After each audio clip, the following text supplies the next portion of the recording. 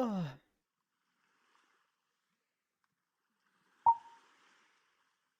Zuvi, is it playing for you?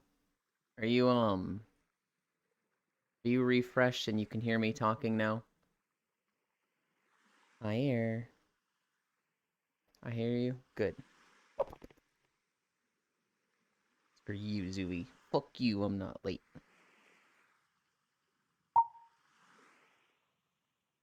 Wow, my streamer is so cute. Hi, Lost One. Hi, Zuvi. I think Antera is there also, but... And we have Icy Fire with us here. I am also not late. Thank you, Zuvi. 13 months. That is... I think that's the first 13. I smile. I walk in front of you late. He challenges me to a Pokemon battle. What an NPC. Man, somebody said the fucking Fearow thing with like, this looks like the most NPC Pokemon of a trainer ever. And I was just like, fuck, dude. Hi, Tyandris. That's a nice top. It's the default one that comes with Koranaku, I think. I don't know. It is kind of nice. I don't know if I'll ever change it. That was me. That I've never felt so insulted over Pokemon before. Did the music play once and then just switch to waves? Good lord. You know what it feels good to hear every month? I hear no music. I know. Okay, so there's a little music player here. Oh my god, it's so small.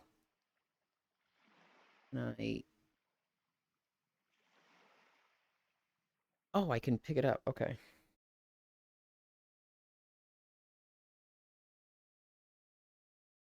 Okay. Going to be about right here. It's playing 8 hours. What? It's at 7. I don't understand.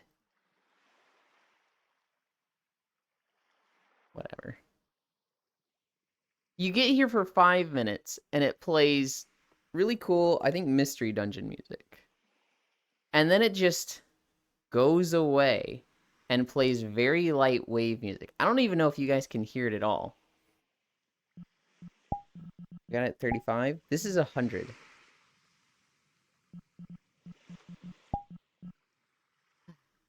Hi, Wrath.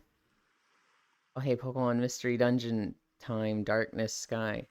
The beach where you wake up beneath Sharpedo Bluff. Mm-hmm. He's an NPC. Hope there's a romance option. Oi, oi, oi. Thanks for starting streaming, because I hear it twice now. There's only been one NPC you can romance in Pokemon, to my knowledge, and they don't use Fearow. I would like a new one that is not a remake for the Switch or Switch 2, please. I have an idea. I have an idea.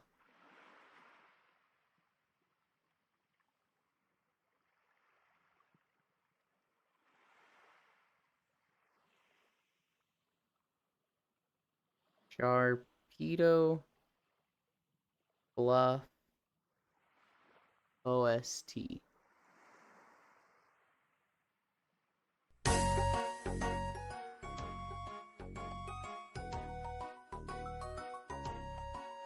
I don't know if this is Sharpedo Bluff, but it says it is. Loud, very. Is it still loud? Because it's down to like 5%.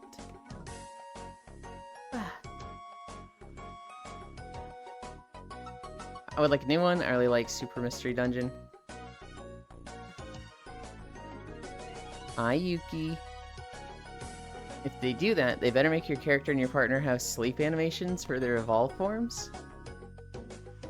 I'm about to be fainted if I get a hold of him. Oi, oi, oi. Get shaken. Maybe let you evolve before the end of the story, but not in temporary super Mystery Dungeon style? They'd have to do it right then. I've never played a Mystery Dungeon game. I did watch Shinkozen play a bit of one of them. But, like, I don't know about you guys. If I watch somebody play a game, I don't learn the mechanics of the game. I might have the courage again today to do more drawing practice. I just have no idea of what to draw.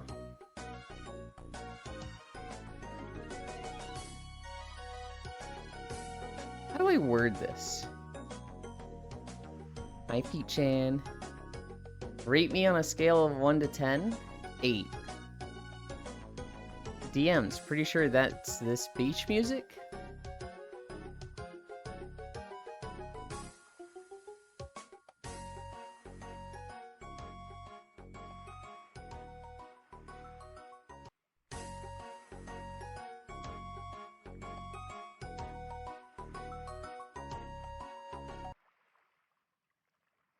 I'm trusting your beach music.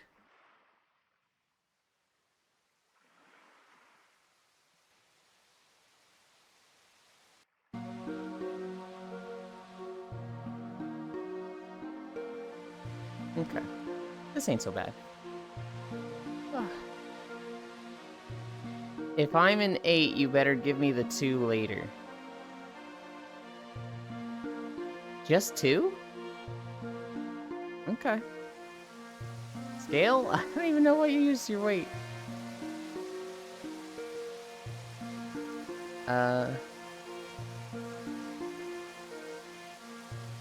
This sounds like a lot of static, but I think that's supposed to be a wave.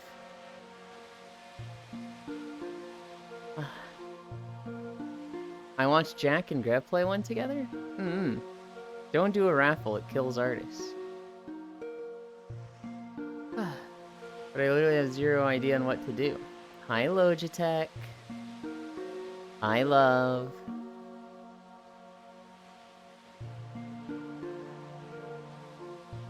Yuki, you have fun drawing, right? Because, like, it almost looks like it's a whole process and, like, you're forcing yourself to. And it's like, I imagine you're having fun. But with art, it's kind of like not something you should be forcing yourself to do. Hi, Pixel. Hi, Unknown. I would rank Freed as a 2, maybe a 4. Having any more feet would look strange. If I'm a 7, you'd be a 9, because 7, 8, 9. Oi, oi, oi.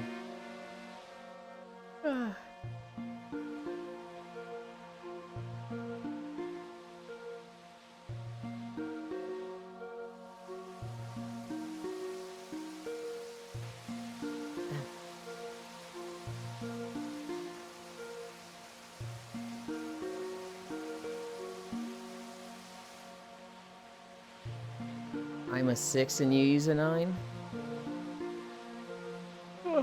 Alright, why are you a 6, Error?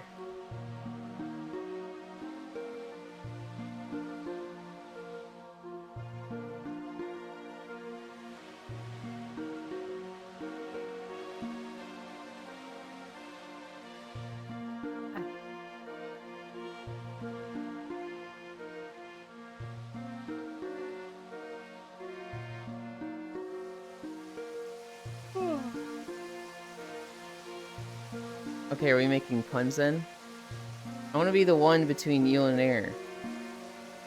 619. What? What?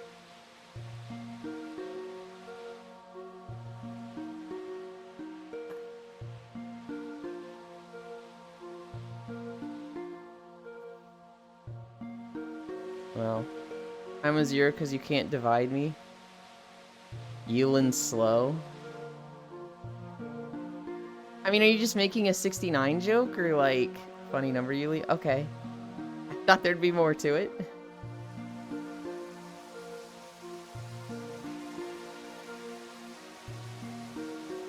Yes, dumb. Ah, funny numbers, Yuli. I hope that was good enough. Ha ha ha. It's okay, Yulin, you are still cute. God damn it. I'm a 7 because I'm prime and not perfect. There it is, yes, though. God damn it. I had a really rough start to my day. I have only been up for like an hour. The first thing I did this morning was wake up, take my laundry out of the dryer, put my phone not in my pocket, but under my arm while I was holding the laundry.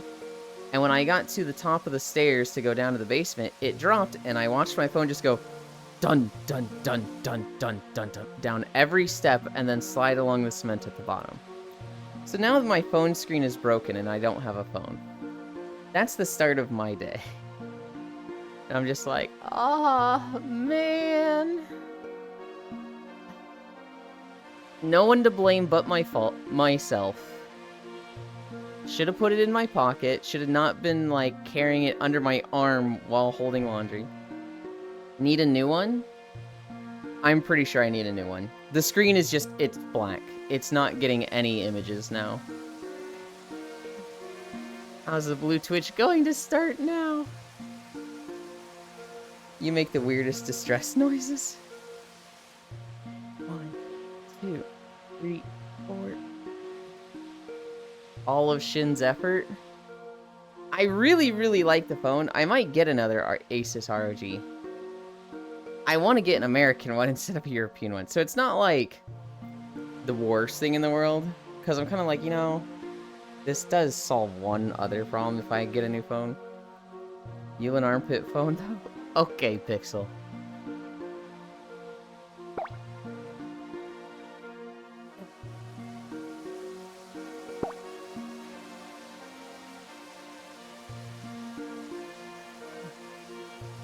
Two more.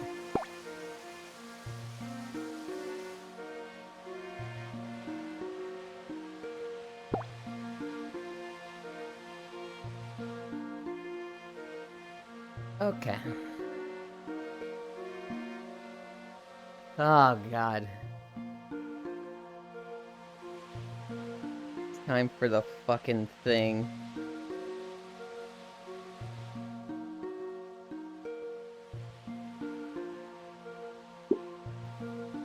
Two-hour plank. No. Ewan, can I buy that phone off you? For reasons.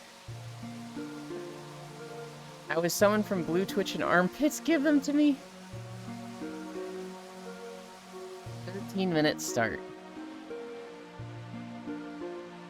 So what happened, Matthews, was that I was carrying my phone under my arm this morning. I was bringing my laundry down to the basement. And my phone fell. And it hit every single stair step on the way down to the basement. And it's got two pretty large cracks in the side of it now. Not like cracks, but like impacts. And my phone no longer has a working screen.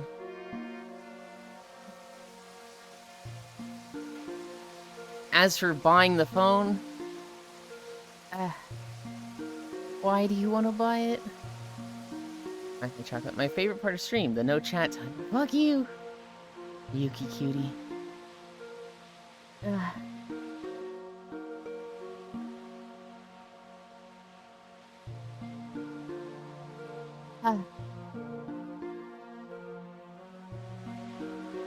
One minute down. I'm a cute small one. You're even cuter.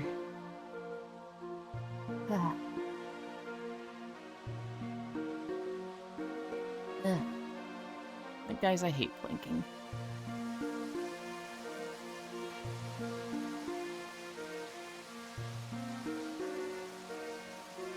Hi, cutie pie.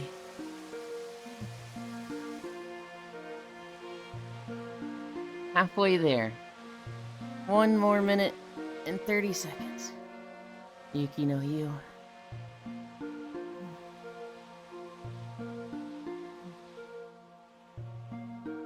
Oh god. I need to wait for time to go fast. It's going so slow. Ah.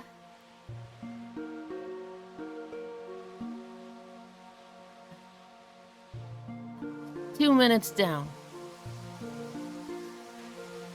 Ow.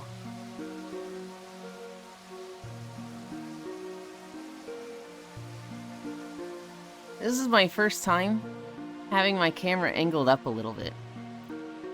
If I have it auto-leveled, I can't see the cool shark in the background. So I did a little shenanigans with the camera. So it's lower than me than usual. I don't know if anybody noticed. I don't even know if it matters at all, but there's a thing I did. 25 more seconds.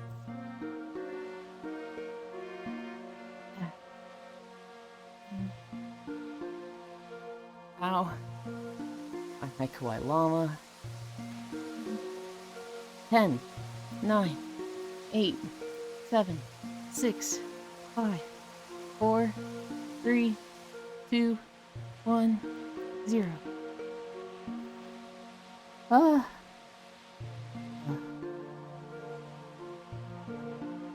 Oh my god, Dancing Icy so cute. That's what Icy does now when I plank. He cheers me on.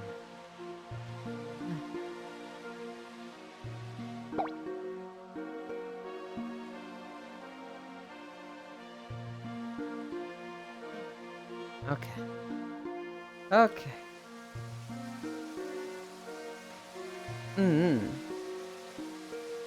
You go over there. You go over there.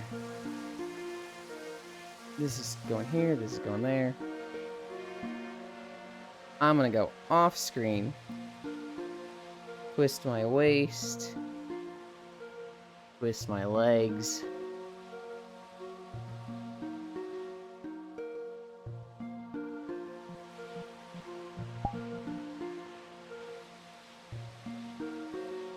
Okay.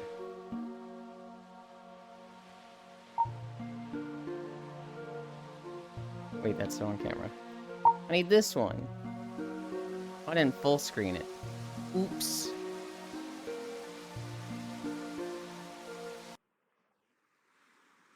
Where is my mouse? Okay. Turn this off.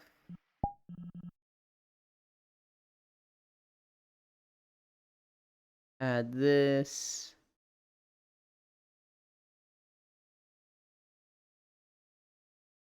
And we're walking.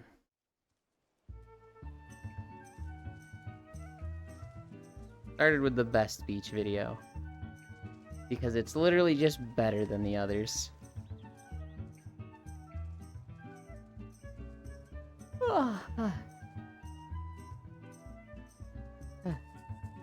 Yulin looking like crazy bread over there. Oi. Alright. Yeah, so I need my phone. I really only use it for like an alarm, but I can't change my alarms now. Well, yeah, I basically just use it for an alarm and like sometimes GPS directions and stuff when I drive places. I needed it yesterday for GPS, but I don't know the last time I needed it for that. I use it just so little that I don't know. If I tried really hard, I could probably get away without having a phone, but that's so inconvenient to go through life with no phone. You have games on your phone? No, actually. Which is funny because it's an Asus ROG and made for games. You don't need a GPS to get to my place? No,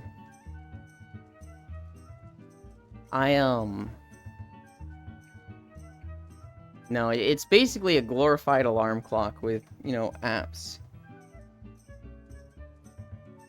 Who knows? Maybe WoW won't look like dog shit one day? I don't think WoW looks like that bad. I just think they haven't, like, done anything with water. And Final Fantasy has waves. For GPS, I carry around one of those thick map books that have maps of the entire country and use that to help me find where I'm going. That's inefficient, Smile. Because what happens when there's a road update, huh? What happens when you're following a road along your map, and that road's not there anymore? Didn't think of that one, did ya? Can one also wear normal clothes on the beach? Or is it only swimwear when one joins you? Oh, people can wear whatever. I think it's more fun when everybody wears swimwear. But, like, I'm not gonna tell people they can't join because they don't have a swimsuit. Just update the book mid-road trip. I update the map with a pen. I hope it goes somewhere. Incredible.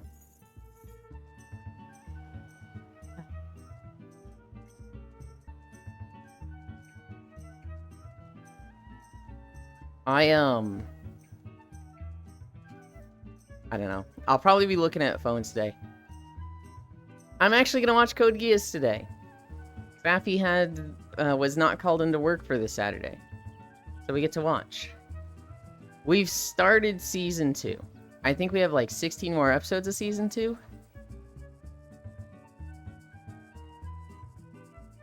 I have no idea when we'll be able to finish it, but...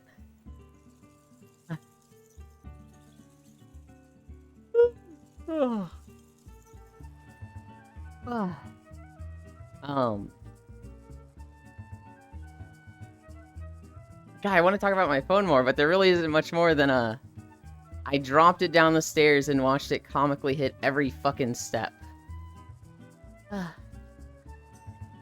Let's go over the holidays. For the holidays, it is Celebrate Your Lakes Day. I mean, I guess that's fair. Doesn't seem like a bad holiday, it's just like...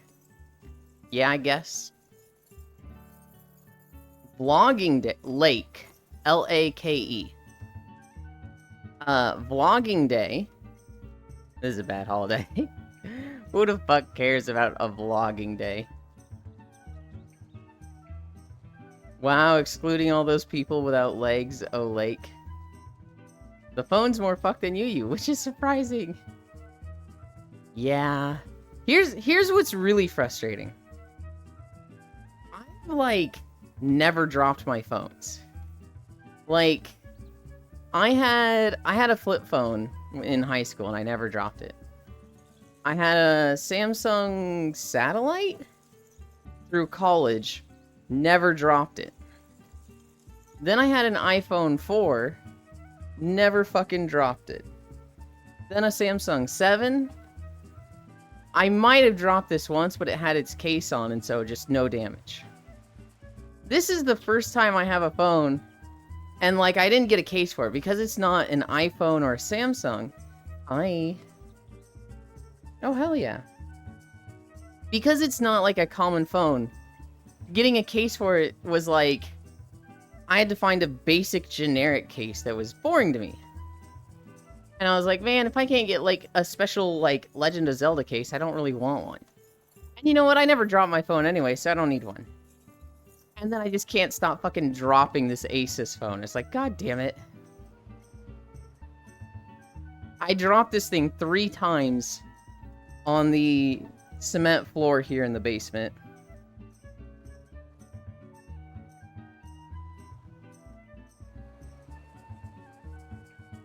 And this is why you buy your case for your phone? It's exactly why you buy a case for your phone. But like... I was sitting here like... In 20 years of having a phone, I've probably dropped my phones 3 times. That's like... Not even once every 5 years. Hi, Shocky. So like, I don't need a case. I just don't need one. And then I have this one for like 3 or 4 months. And I just can't stop dropping it. I've dropped my phone multiple times, not a scratch on it. I need to find a meme. You should have known right there. I never dropped my phone. That thought alone just invited trouble. Yeah. I got a wallet case so I have less shit in my pocket. Wait, you don't drop your phone every day at least once? No! I see you in Lost on Hug. Have you tried the island with a giant ice pod? Or Mimi? It's not very good, but will carry you at least an hour. God damn it.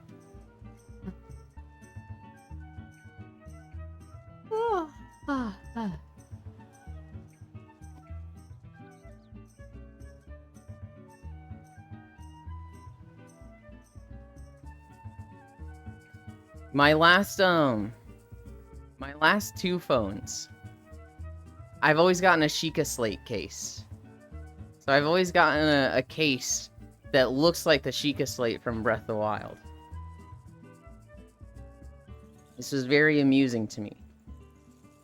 And both times, so the iPhone 4 when I got the Sheikah Slate case, and the Samsung 7 when I got the Sheikah Slate case, both times I would send pictures of it, like me taking a picture of it in the mirror to my closest friends and be like, new Sheikah Slate, who dis? As if I had their fucking number, but like, not who they were. One of my phones is so broken that the chip behind the screen is slightly visible, but it still works fine. You're such a nerd, closest friends. Yeah. Why did you put that in quotes?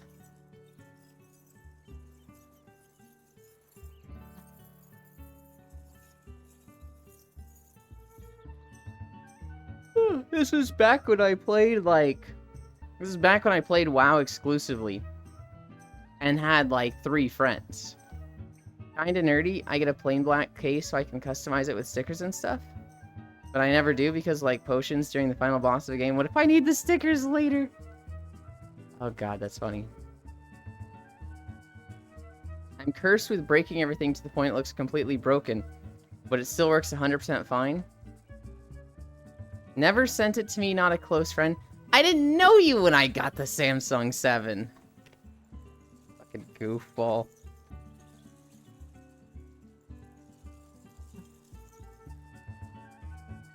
When I got the Samsung, was right when I started working at Tech Systems.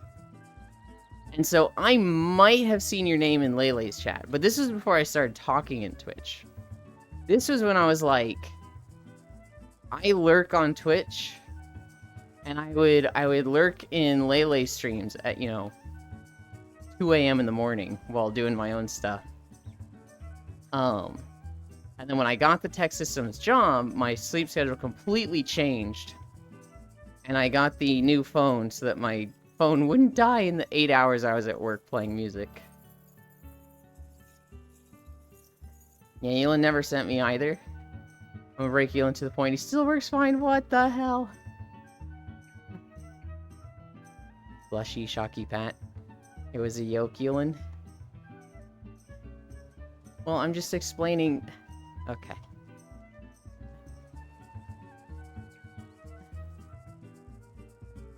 One of those lost one jokes that's, I guess, a joke. Pat, pat, pat. This finger is pissing me off today. It keeps, not fully extending like the rest of my fingers. I don't want to do this to you guys, but Ewan did send to me. Shut the fuck up, Smile. Self-love, baby. Oh my god. What day were we at?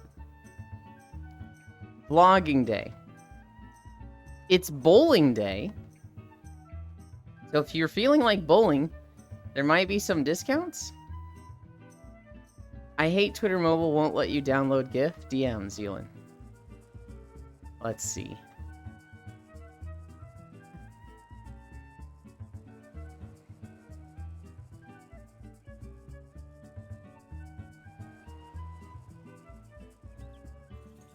Could have sworn I left my phone in here.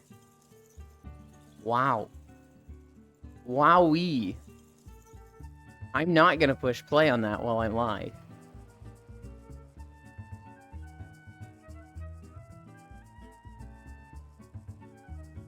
That is degenerate. I'm 100% sure the 7 came out before we knew each other.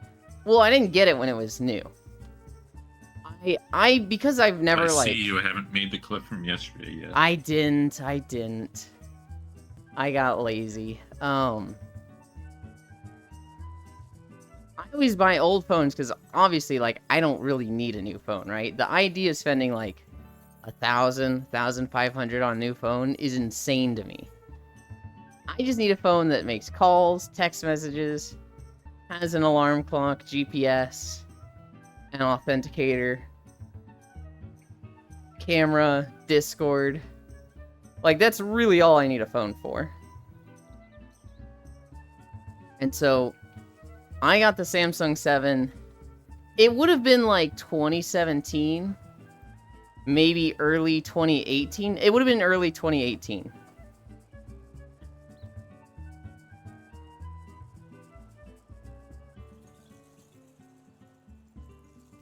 It lets you just need Twitter Premium. That cute Shocky.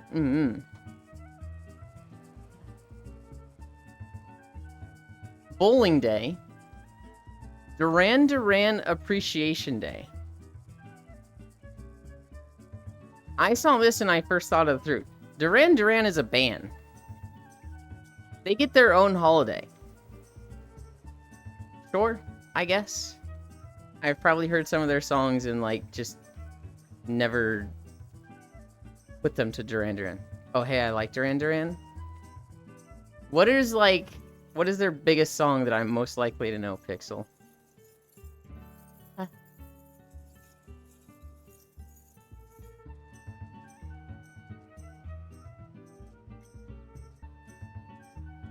The fucking tambourine of this song is just a little too fast for my, like, steps.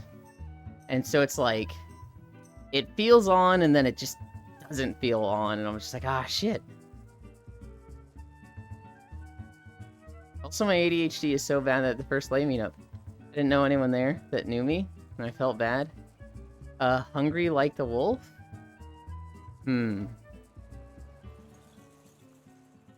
Invisible? Metal Gear Solid Edit song? Oh, okay.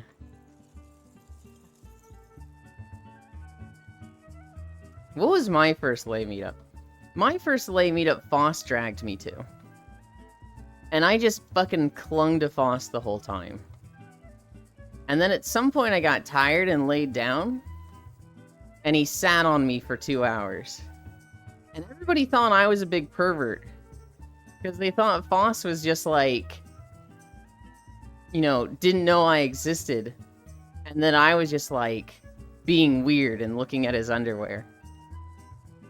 And they'd be like, Foss, do you know this person who's like just, you know, just upskirting you?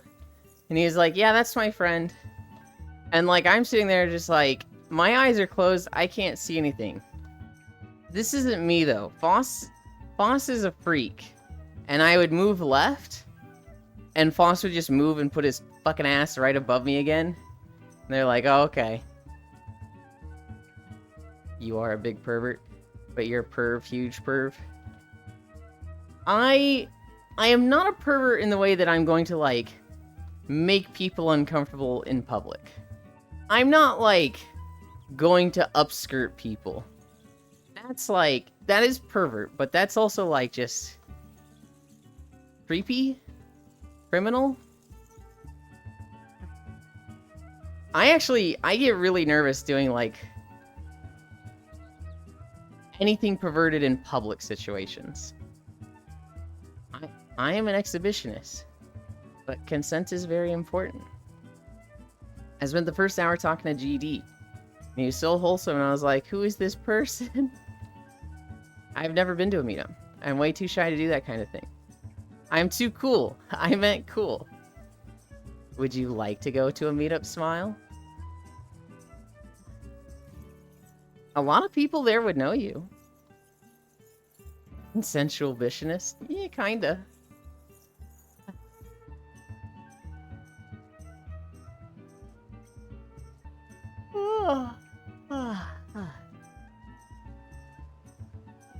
Meetup?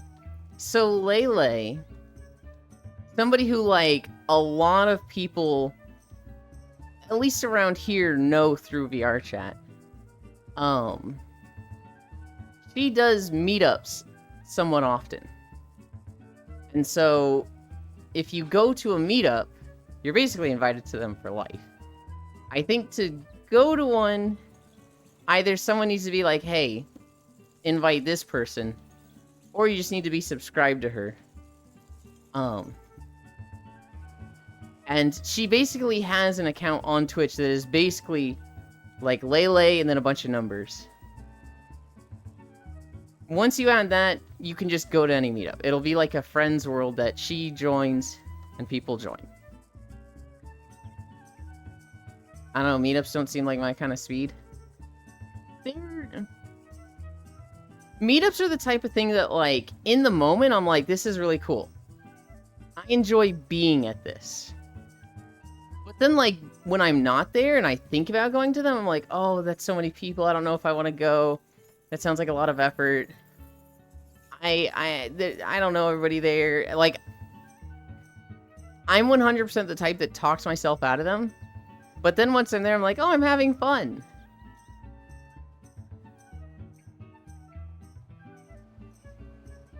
Okay, that sounds cool.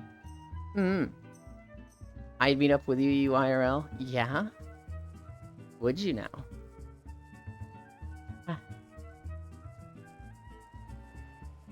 Yeah, I did a social yesterday.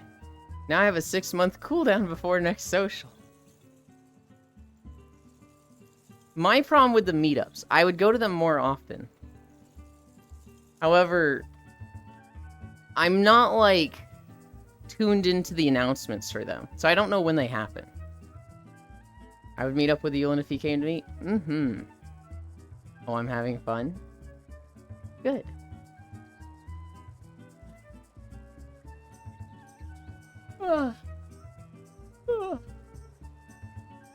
That was the first meetup I went to. It was like the second or third meetup that I saw Azayla. And that's when the lewdness started.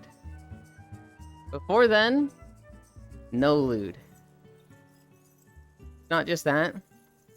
Like in-person VR chat, right? I would show up, say hello. I in the corner watching videos for the entire thing. Only one topping in the gangbang. Okay. I make jokes, not conversation. Honestly, that's fine, Smile.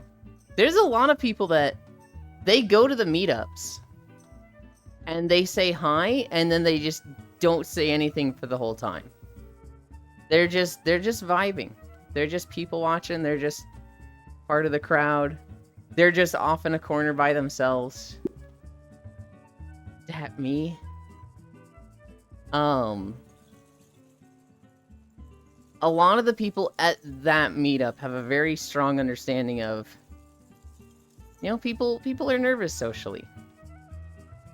If Coil goes to Poland, I will drive over to visit for sure. You got the loot from them and then try to infect me? I didn't try anything, Air. I was just myself. And you were like, that's great, I want to do that. Don't you put this on me, Ricky Bobby. Don't you put this on me. Oi.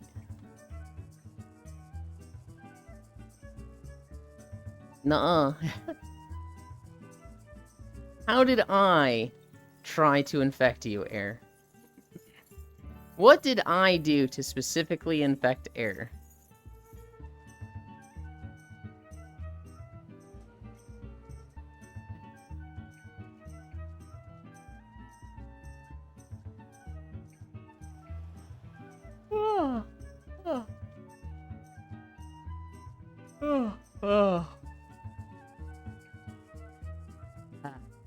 So bummed out about my phone. I make communication minus the omnication. So just I make cum. Okay. Hell yeah. Living his best life. Duran Duran Appreciation Day. It is also Garage Sale Day. I don't know if anybody's actually going to be hosting a garage sale because it's Garage Sale Day. I don't know if there's going to be like more garage sales this day. But it is Garage Sale Day. But like, if there was ever an event down in Australia that brought an IRL meetup of you guys, or guys from communities I'm close with, I would go to that. Why would I sell a garage? I use that. You sell stuff in the garage. You sell the stuff you don't want that you keep in your garage from your garage. Garage sale stonk is all-time high. Bye, bye, bye.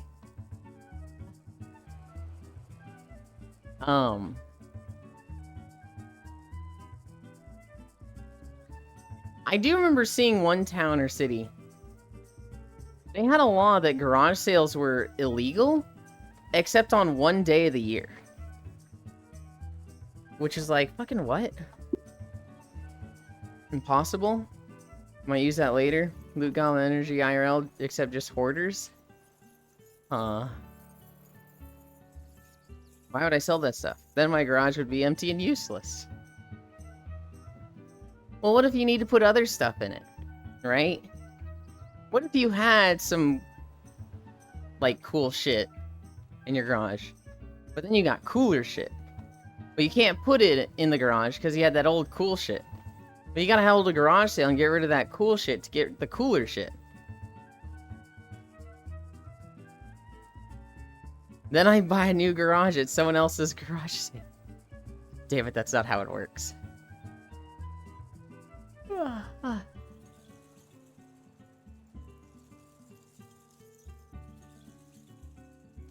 Lazy Day.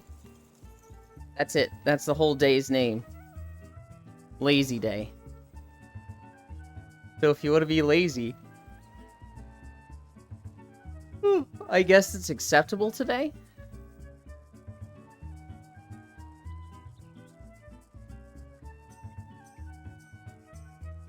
I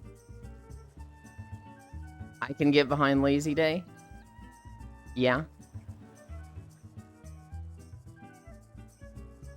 Model Aviation Day. So this is like a day for like little model planes. Which probably isn't a good day to pair with garage sale day. Yeah, I kind of feel like a garage sale is a little bit of effort, right? Those two conflict with each other.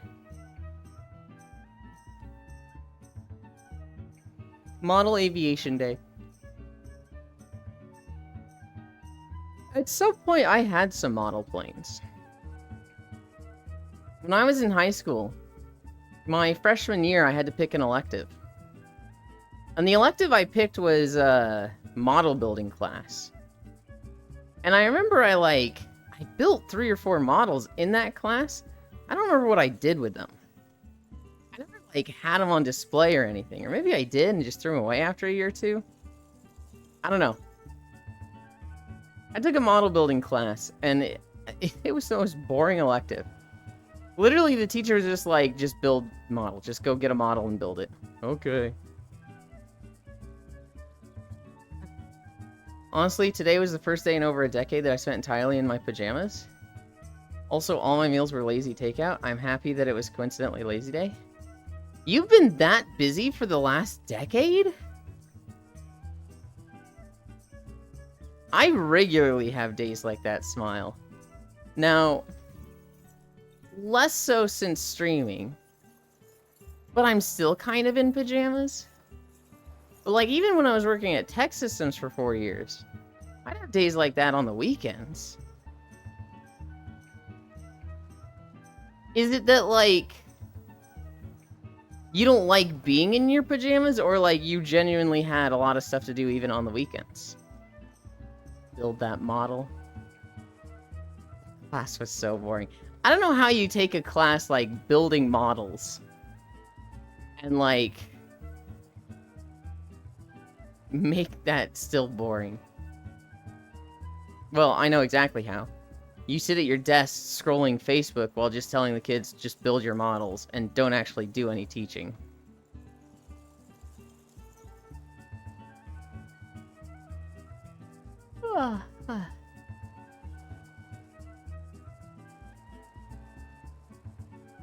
Peak teaching right there. I mean, it was model building, so it wasn't like there was a lot to teach. He maybe could have, gone over some examples of techniques. I just usually get dressed in my comfy clothes. Okay. My comfy clothes are typically my pajamas. So, like, when I stream, I'll have underwear, t-shirt, socks, and shoes. Once I finish stream, if I didn't walk that hard, like if I didn't get sweaty, I will put pajama bottoms on. And then I will take a nap. Once I finish the nap, if it's winter, I'll keep pajama bottoms. If it's summer, so like it's hotter now, it's not really still summer, but in hotter months of the year, pajama bottoms will come back off, and I'll switch to like nylon shorts, and I'll wear that until I shower, which will basically just be change underwear, change t-shirt, same nylon shorts, and I will wear that until the next stream. That is a usual clothes day for you, which is about as lazy and slavish as it gets, but dolphin shorts? No, they're nylon shorts. They're more like basketball shorts. Does nylon cling to you? Not really. Ark walking videos when? Are there walking paths in Ark? Because my understanding of Ark was it was just a big, like, wilderness. Usually just get dressed in my comfy clothes. You can make some? We could do Ark walking videos then. It's very far down the line. I played a bit of Final Fantasy yesterday. I got through the trial. And it has lots of beaches? Okay, beach videos does make it a lot more appealing. Time to gamble. I'm gonna order 6 jelly donuts. How many do you think I'll actually get? How is that gambling? Shouldn't you just get 6? What are they, fucking eating some? Complete side note. I might just become a bow main for Wilds. Just to stop stressing over the melee I can't decide on. We saw the longsword video yesterday. I don't really know longsword enough to know what's specifically different. The Dunkin' never has jelly stocked? Oh. You know what? I do get that. Because when I was getting groceries delivered, I would always get red velvet cookies. And it was like, hey, we didn't have red velvet cookies, so we sent you chocolate chip. Hey, we didn't have red velvet cookies, so we sent you the Loft House sugar cookies. I'll be Hammermain whenever it comes out on PC. Exactly. It sounds like they're all coming out at the same time this time.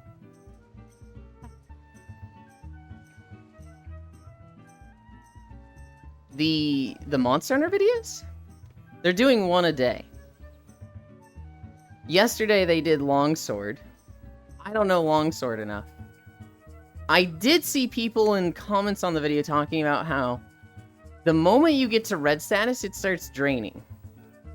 Which is very different from Longsword in the past.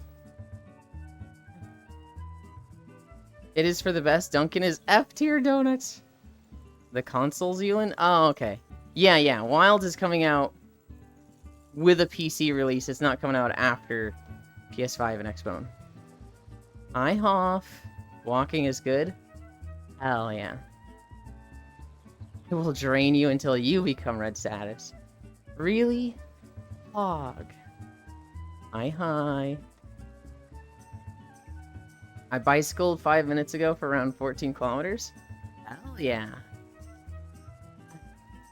That's a good workout.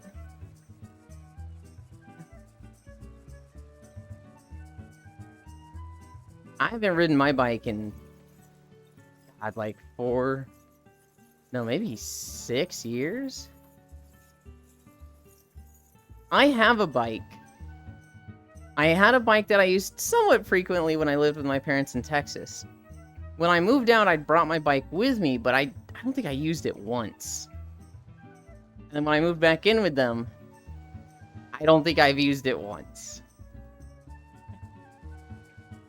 Music randomly kicked in for me, let's go. Also, seeing other people walk is also good IRL, because you can see a lot of stuff from behind IRL. People walk in front of you. Seeing other people walk is also good, because you can see a lot of stuff from behind IRL, when people walk in front of you. I'm not entirely sure what you mean. I'm not sure if you're saying, like, you can see when a puddle is coming up, so you know what to watch for. Or if you're just butts. Butts? Okay. Hell yeah. Technically, I have a bike, but my mother has claimed it, lol. Oh, no. Hi, Gail. Ah. This person understands me well. I wanted clarification. Lazy Day, Model Aviation Day. Here's the best holiday. S'mores Day. Today is S'mores Day. Hell yeah, that's a good one.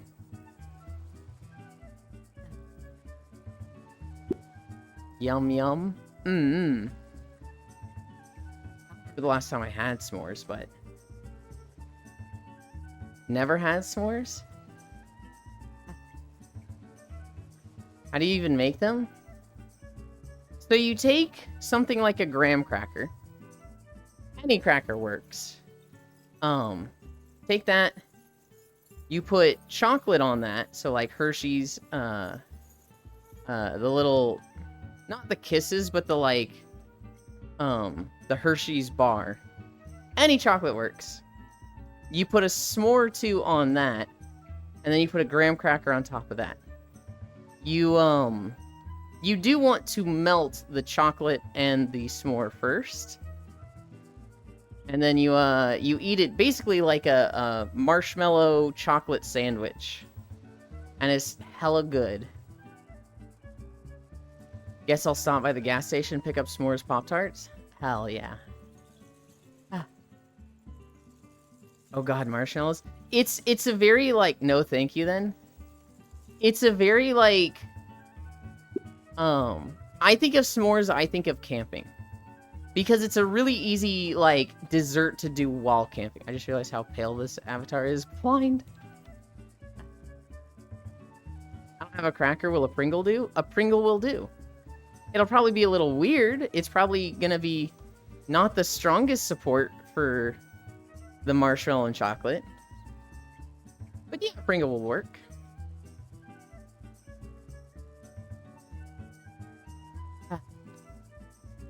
I want a drink.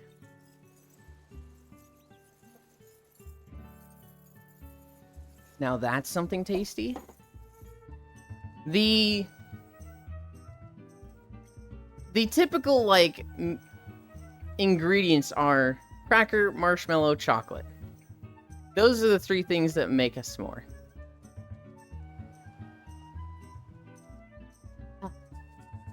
It is also Shapewear Day.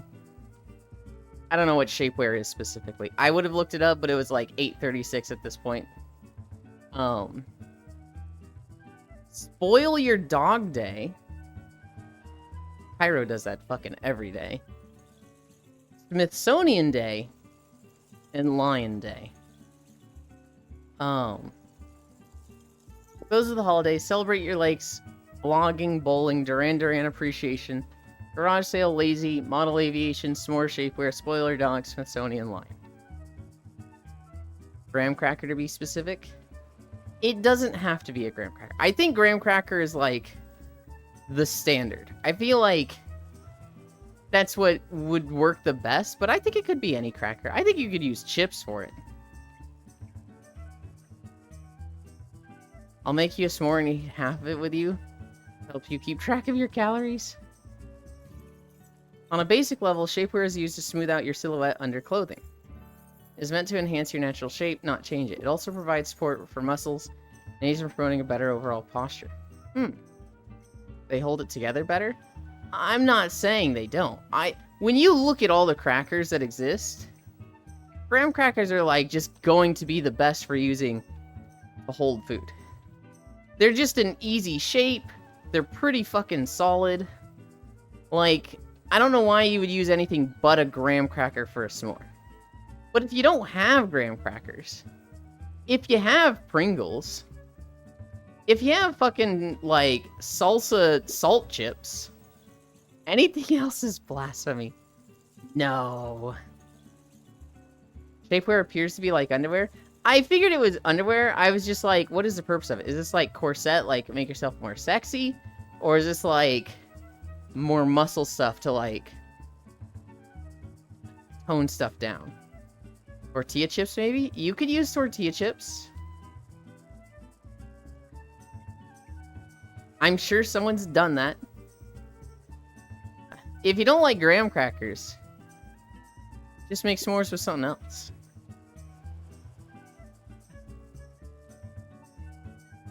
Decided to do balloons again. Why the long grind to get new monkey? I don't know. I played one day, did 500,000 pops of the 3 million, and I just haven't done it since. And it's like, ugh, I don't want to do this for... I don't want to do 3 million pops, come on. Hi, Sen. Hi. I'm only halfway to it from one map. Gah. I'm just grinding at like round 200 whenever I'm bored. I mean, you could also do a s'mores Chex Mix. What is a s'mores Chex Mix? I haven't heard of that. It's s'mores day, Sen. When was the last time you had s'mores? When I was like 15, so Same. more than half a lifetime ago. Same. I've had a lot of s'mores flavored stuff, like s'mores Pop-Tarts. Probably like s'mores Reese's or something.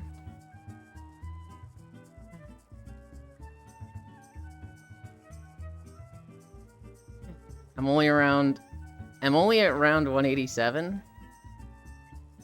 I got the monkey, kind of strong. Top path has tentacles, smash. Bottom path is a siren, smash. Middle path is Daddy Triton with Little Mermaid, smash. Same thing with Chex cereal. Everything on a baking pan. Melted in oven, ding, yummy goodness. Okay. Top path is silly with its properties. I haven't put the time into balloons lately. I used to do the daily challenge. And like, I don't know, I just haven't... I have not been motivated or cannot be bothered for a couple months now. I still do my daily login. I will open up balloons, collect my chest, and log back out. But that's it.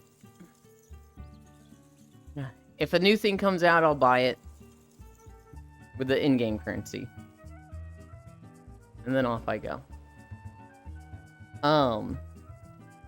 There was a shit ton of Disney news. So they announced like a bunch of movies. I took the 5 biggest ones. Disney Moana 2. So if you like Moana, Moana 2. I like Moana. I don't know if I'll watch the sequel. Apparently there's like some cursed ancient island. And the Moana and her people need to find it. If they set foot on the shore, they break the curse and they can unite their people again, who are scattered across the ocean. So she's like, oh, I gotta go find it. I'm the Wayfinder. Maui, it'd be great to have you again. And he shows up. And it's literally just, you know, Moana 2, but she knows how to drive the boat herself. Is this a theatrical release or a straight to video? I honestly have no idea. That almost sounds like a straight to video release with a plot like that. Kind of. Toy Story 5. What? Yeah. Toy Story 5 got announced yesterday. And I said that 3 ended perfectly. Okay, there's a Yeah. 4. Okay, 4 ended perfectly. It wasn't needed. It was nice. The villain of Toy Story 5, the conflict is that kids aren't playing with the toys anymore. They're playing with their iPads. That's the conflict of Toy Story 5. The kids are playing with iPads now. Hi, Riddle. Good morning, I my saw white that pudding one with coming, chocolate filling. honestly. Build top path mer monkey next to a middle path ice monkey. Place normal monkey on the water. 10 of 10 play. Irony with that storyline is that's actually a problem. Because there's kids that don't understand play anymore. Have to go into therapy for it. Yeah. That's how old the Toy Story series is. I'm late. Hi, chat. You're not late. And then there were 3 live-action movies that were announced. Well, announced. We've kind of known they've been in the works for a long time. The Snow White one is finally coming out. This is the one that had a bunch of controversy in the past because they're kind of rewriting the story. And the actress that's playing Snow White is like, yeah, well, the old one was sexist and shit, so we're gonna make it good now. And everybody's like, whoa! Fuck you! Mufasa. Mufasa is coming out in December. And I'm like, hang on. I thought the Lion King live action already came out. How is Mufasa different? Is it, like, about Mufasa?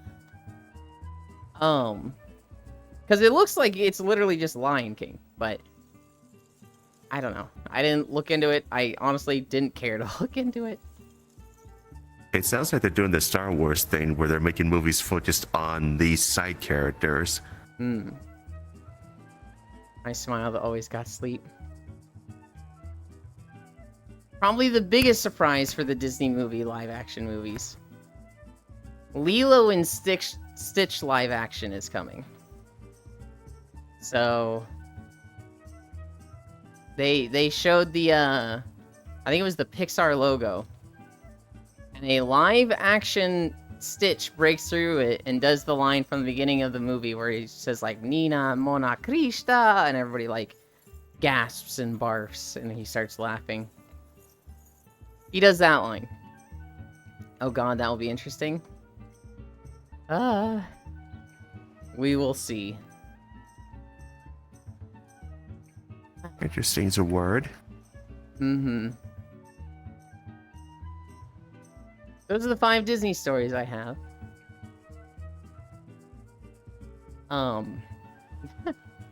It's so quiet. I need to put some music on in my head.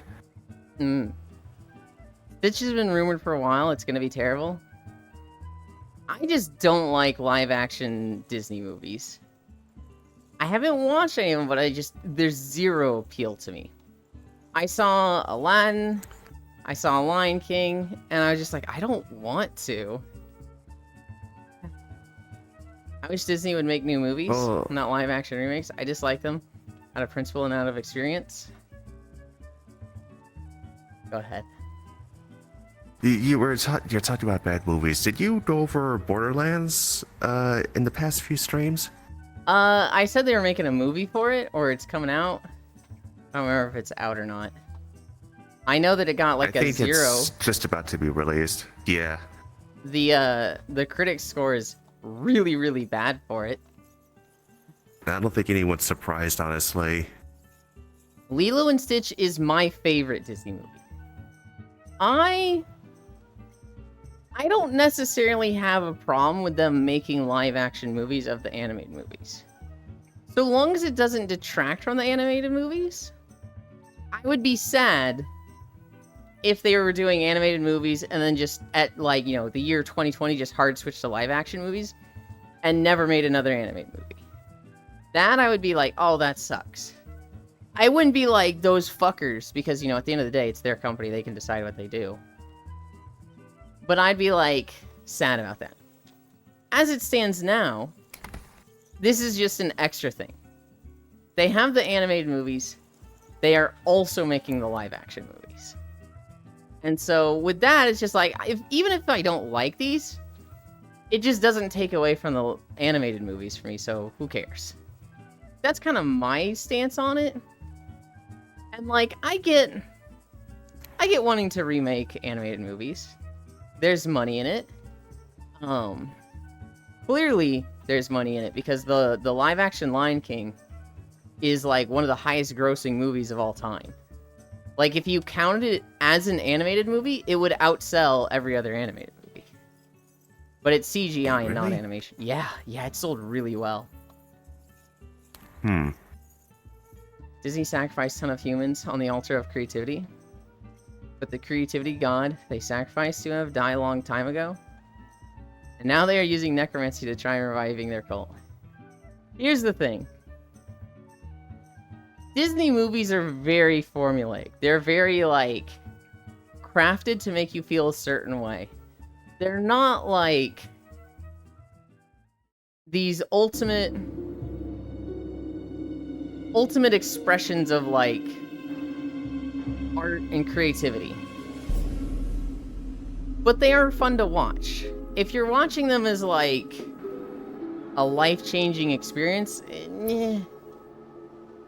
they have it down to a science how to sell an animated movie.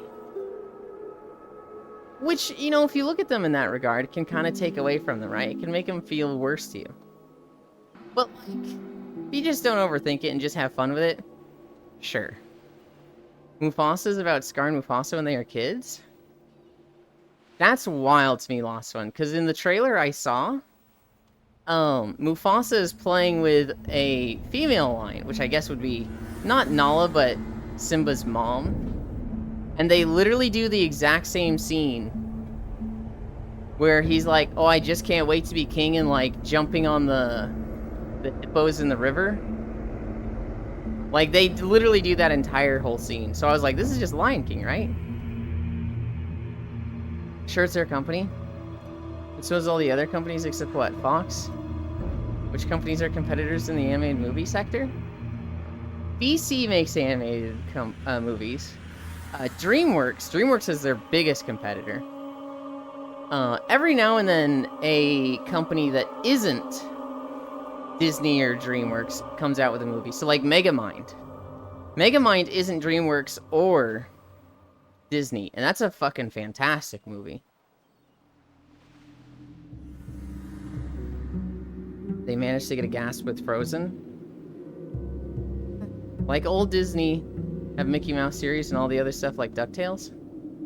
I want to see the desires of creators, not the puppeteered zombie of profit. Then why are Timon and Pumbaa there? Yeah, actually, why are Timon and Pumbaa there? The trailer I saw, Elin, was about Scar. I'm not saying you're wrong. The trailer I saw showed a lion jumping along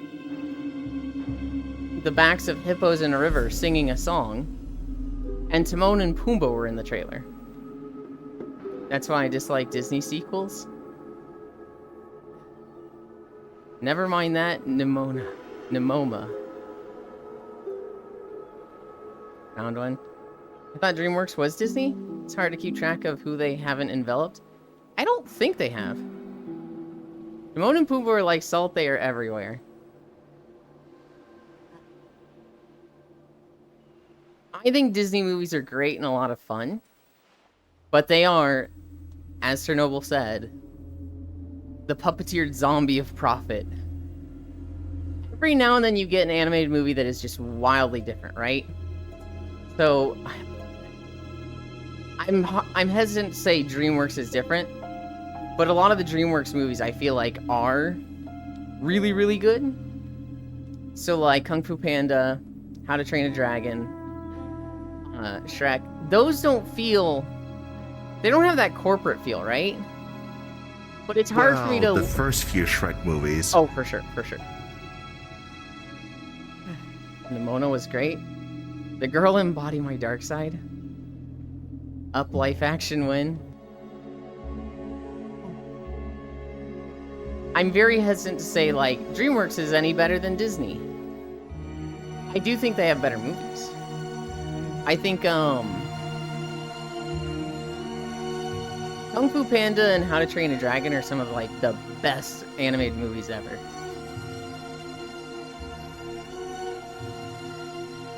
Megamind was really good. What's another like animated movie that isn't Disney or DreamWorks that was like super good?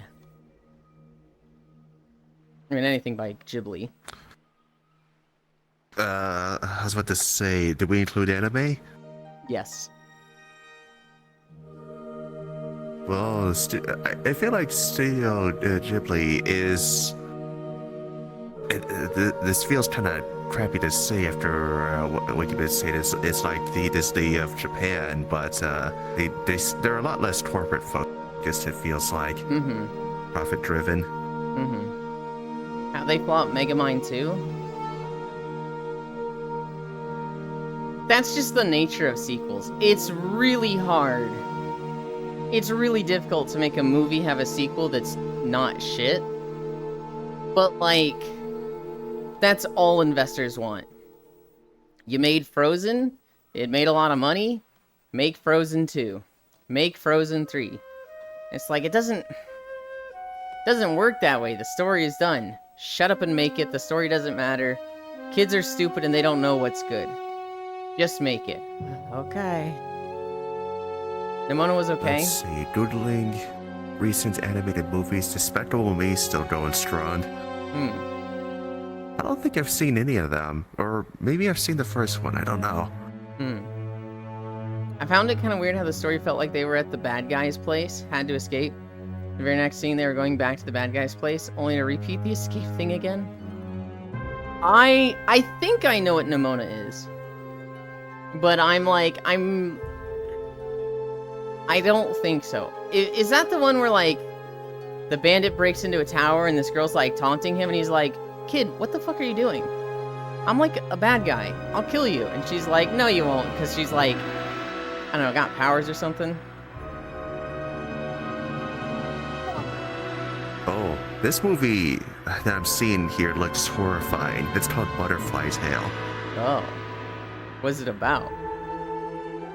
I don't know. It's just, that's Uncanny Valley right there.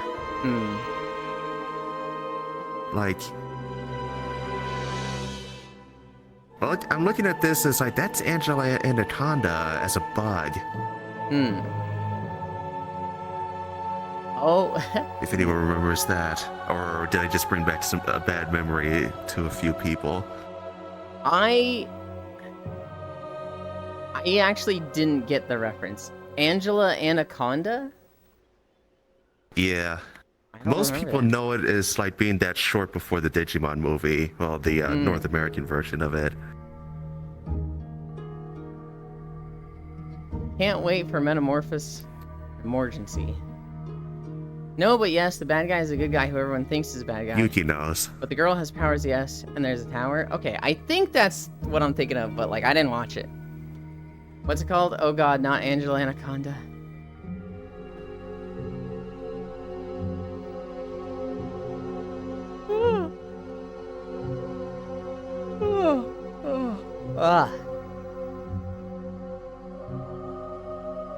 I know what you were talking about, Sen. Oh, I know. I thought Lost One would get it. When I was a kid, what movies did I see as a kid? I saw Aladdin, I saw Lion King, I saw Mulan, I saw Toy Story, I saw Oliver and Company, and I saw Aristocats. I think at some point I saw 101 Dalmatians. I saw Lilo and Stitch. Makes sense. I know I had like a Winnie the Pooh movie. I had a Winnie the Pooh movie about Tigger trying to find his family and his purpose in life or something. And there's an avalanche. I think that was the sequel. I never. The first one, the first movie I saw so many times because my little brother watched it all the time. I saw Mononoke and Spirited Away as a kid. Were there any other animated movies that I saw like as a kid? Oh, I saw the Pokemon movie. Both Pokemon. Oh yeah. As a kid. Didn't watch many movies, but what I watched is New Pagani. Which movie made you a furry? Well, most people say Robin Hood by Disney. I think I saw that. I saw Little Mermaid too. Are we watching Digimon? Angela Anaconda. Is it starring Nanette Manor? I'm still, like, I don't consider myself a furry. I do think there's some artists that draw, like, a body shape that I think is crazy fucking hot, and it just happens to be furry. So, like, the new game Wild Assault. The shape of the characters in that, I'm like, god damn, those are on point. But that's not really a furry thing. That's a, like, boob shape, waist shape thing to me. I was too poor to watch most Disney movies. Hi, American Air. Hi, Air. Secret of Nim changed me forever. Isn't the Rabbit Girl? In Wild Assault, or? Yeah. That one is hot, yeah. I think Neander's voice is her. It's the one that keeps popping up as I'm doodling it. Hmm. Okay, there's a big boot fox there too. I'm a furry, and I know the exact art piece that made me a furry. And coincidentally, to what we were discussing earlier, it was a Lion King piece.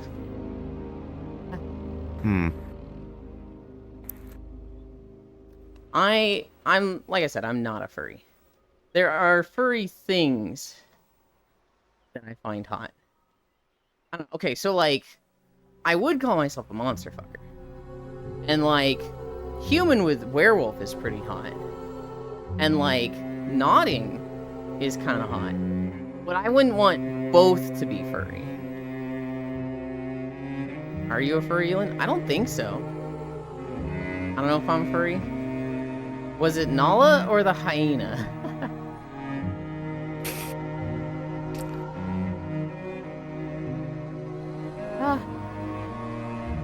It was Timon, specifically Lion King 3 Timon.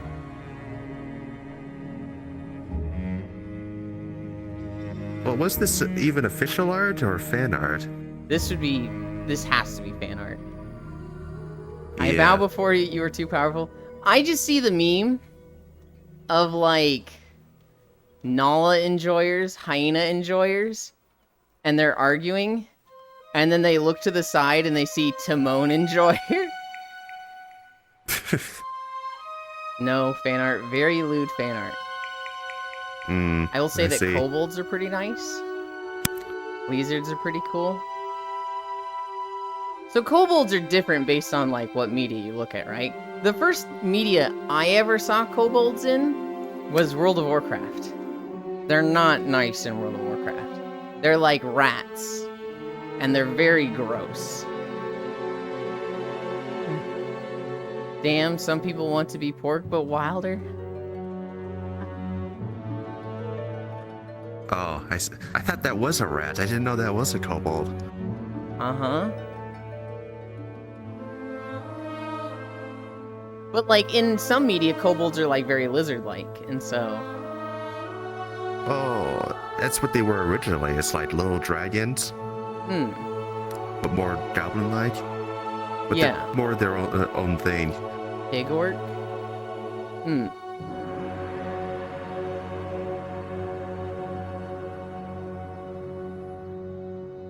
There's also the dog kobolds? Yes. Oh, for sure you gotta be talking about bolds in the right universe? Yeah. Yeah. If you'll excuse me, I'm now going to find that piece. Hell yeah. Somewhere in DeviantArt, probably. Finding anything on DeviantArt feels so impossible now. I hate DeviantArt as a site. Any more now? Yeah.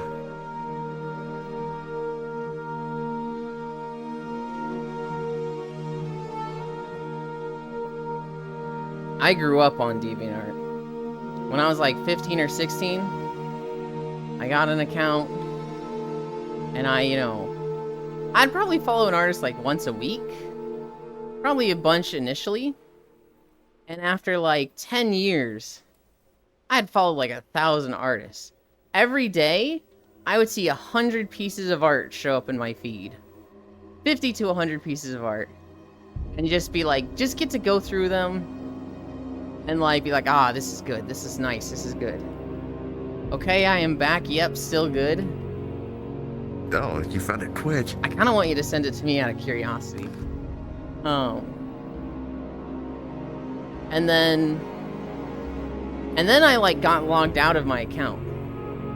And when I tried to log back in, it was like, hey, your password doesn't match. And I was like, what? What do you mean my password doesn't match? And I was like, okay, well, I'm gonna do the lost password. And it was like, well, to do the lost password, you need to...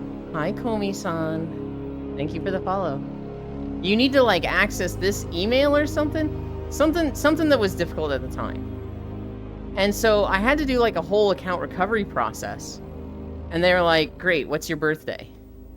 And I realized, oh, when I first made this account, to see mature content, I lied about my age. So I don't know what I put in for my age when I lied about it. And I basically called them and I was like, hey, I was too young to make this account when I made it. So I don't know what the age date on it is. But I'm old enough now. I'm like 24 now. They're like, oh man, that sucks. There's not really much we can do. And I was like, shit, okay. And so I had to make a new account. I tried to get most of the same follows, but, you know, I'm sure some of them slipped through the cracks. It was like, I had to go to the page for my old account, look at their follows list, and then go to my new page. It was just a whole, like, just a whole process. And so I used that account for a while. And then they sold to Wix. Wix is the, like, build your own website. And they tried to, like, show how great their website builder was by transitioning DeviantArt to it. They didn't understand that DeviantArt had just, like, hundreds of thousands of images that it was essentially hosting. And, like, having this whole, like, website builder try and become an archive website, it just was so shit. And it had, like, it had none of the features or quality of life that DeviantArt had. It was like all this stuff that built DeviantArt up for 10 to 15 years, they just took it away overnight. And it was just, well, this site sucks ass now. And I stopped using DeviantArt. I didn't, like, look at anything for 2 years. Yulin is the type of guy that will make people say, he told me he was 18. No.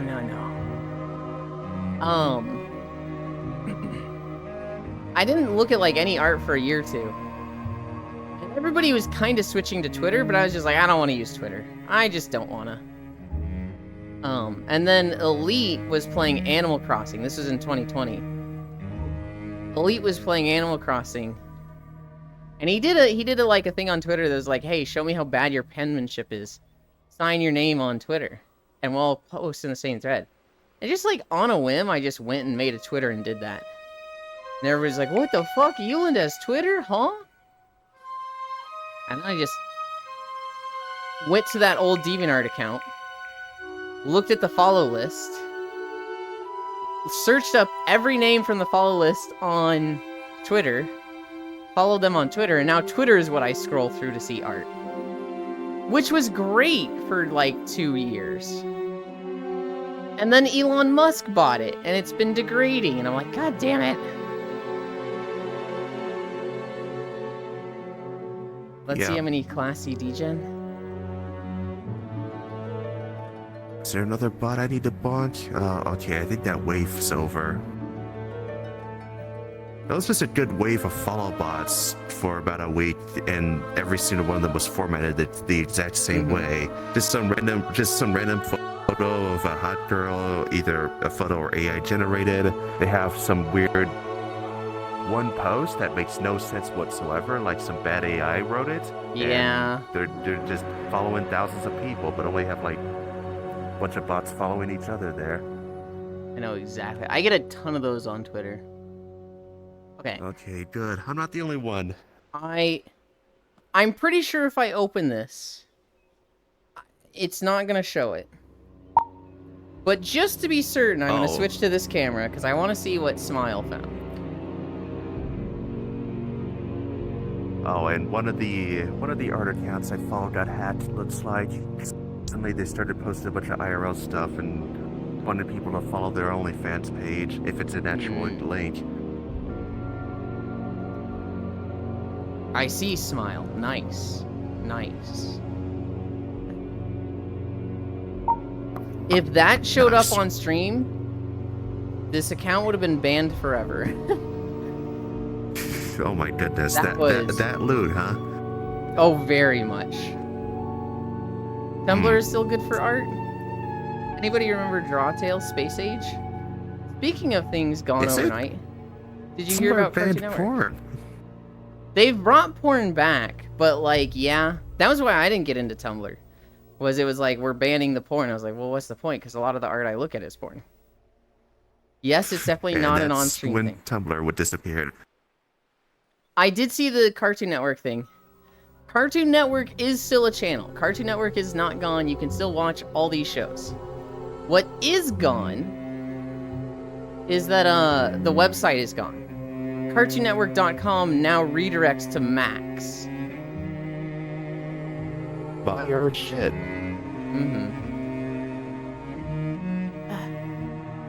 Gone are days people could go online and just play a bunch of little games. Yeah. That kind of died with Flash. I started using Tumblr to enjoy artists. They killed artists shortly after. It took me a while to start getting into Twitter to enjoy artists. Then Elon. I can't wait to get into the next thing, just in time for it to be killed too. Twitter still works.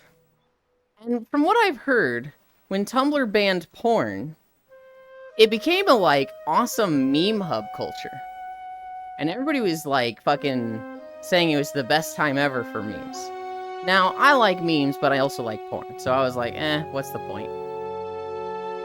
The porn is back. It's doing okay. But, Blue Sky, I would like Blue Sky to take off. But their customer support is so bad, I can't get into my Blue Sky account. If I do an email recovery, because it logged me out, and it says my password is wrong. I'm like 100% certain my password is not wrong, but it says it is. And so I'm like, okay, change my password.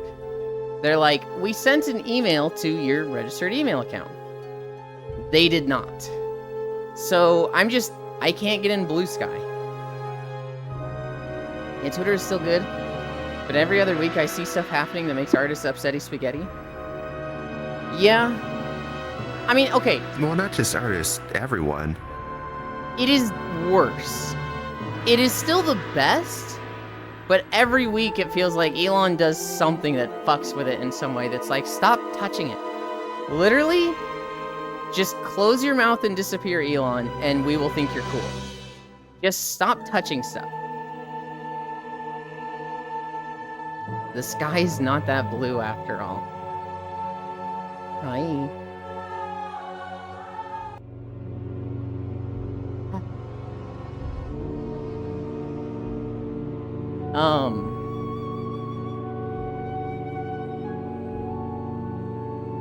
There's been kind of a lot of YouTube drama. So, we talked about Taiga.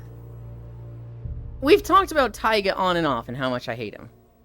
And then Feet-chan sent me a video that was like, hey, you should watch this about Taiga. And it was basically, my stuff was outdated. Taiga is, degenerate and lewd, but not lewd enough to be banned from anything. And all of the stuff that I'd seen about how bad he was just lies in a smear campaign from 2 of his ex-mods and a stalker. And so, after that, I was like, oh, shit, my bad on Taiga. I've just been wrong on this. And bought into the misinformation. Well, Taiga is now getting a lot of attention because their YouTube channel was banned and their Twitter account was banned. The only thing they have right now is Twitch.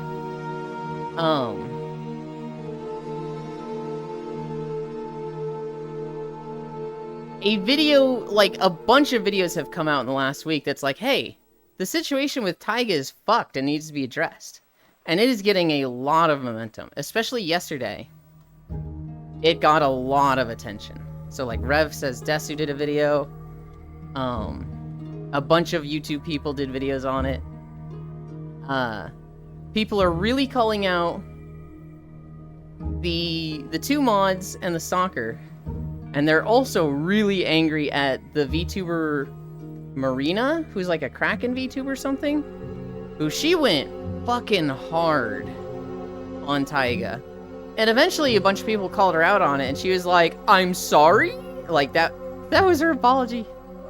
And then, Nux Taku also, because Nux was like, I don't know the whole story, but guys, go ahead and believe that this guy's a groomer and, you know, did all this shit. And then Taiga was like, hey, fucked up, dude. And he was like, yeah, my bad.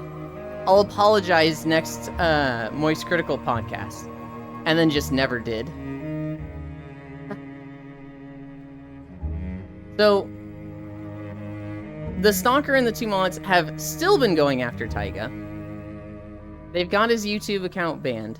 The YouTube accounts that have been mass reported by the Stalker are coming back. So we're kind of expecting Taiga to get their channel back. But it looks damning. The Stalker that went after Taiga, they also went after Shy Lily clips. So Shy Lily, big YouTube streamer, big VTuber, they had a clips channel. They didn't run the clips channel. Basically, one of their viewers was like, I'm gonna do the clips channel. And Shy Lily was like, it grows my brand, fuck it, go for it, hell yeah. You make money, you advertise me, win-win for both of us. Well, YouTube banned the clips channel because they were like, this isn't Shy Lily, so it's impersonation. And Shy Lily had to fucking fight with YouTube for like 3 or 4 weeks and be like, this person has my permission. They were never impersonating me. The channel is always clear that it's not me, that it's a fan account. Unban this channel. And it took YouTube like 4 weeks of like Shy Lily literally posting every day like, at Team YouTube, what the fuck? And they unbanned the account. So we're kind of expecting... unbanned the account? Yeah. Because they changed it so it has fan account in the name. Wait, what? Yeah, for the channel. Oh my god, I didn't know that. That's fucking stupid. Yeah, the guy, Pierre, is his name, had a post on Reddit about it. It's completely ludicrous. That's so stupid. But it's gonna get, the channel name's gonna get changed because he's actually giving the account over to Shy Lily officially. That's right there. I imagine Shy Lily's just gonna be like, whatever. It'll be under my name, but you manage it and do all the work, basically as we used to, but now it's under my umbrella. Yeah, more or less. Okay. That's good, but because holy she was annoying. basically willing to hire him and be a paid employee because of how much traction he got for her. Yeah.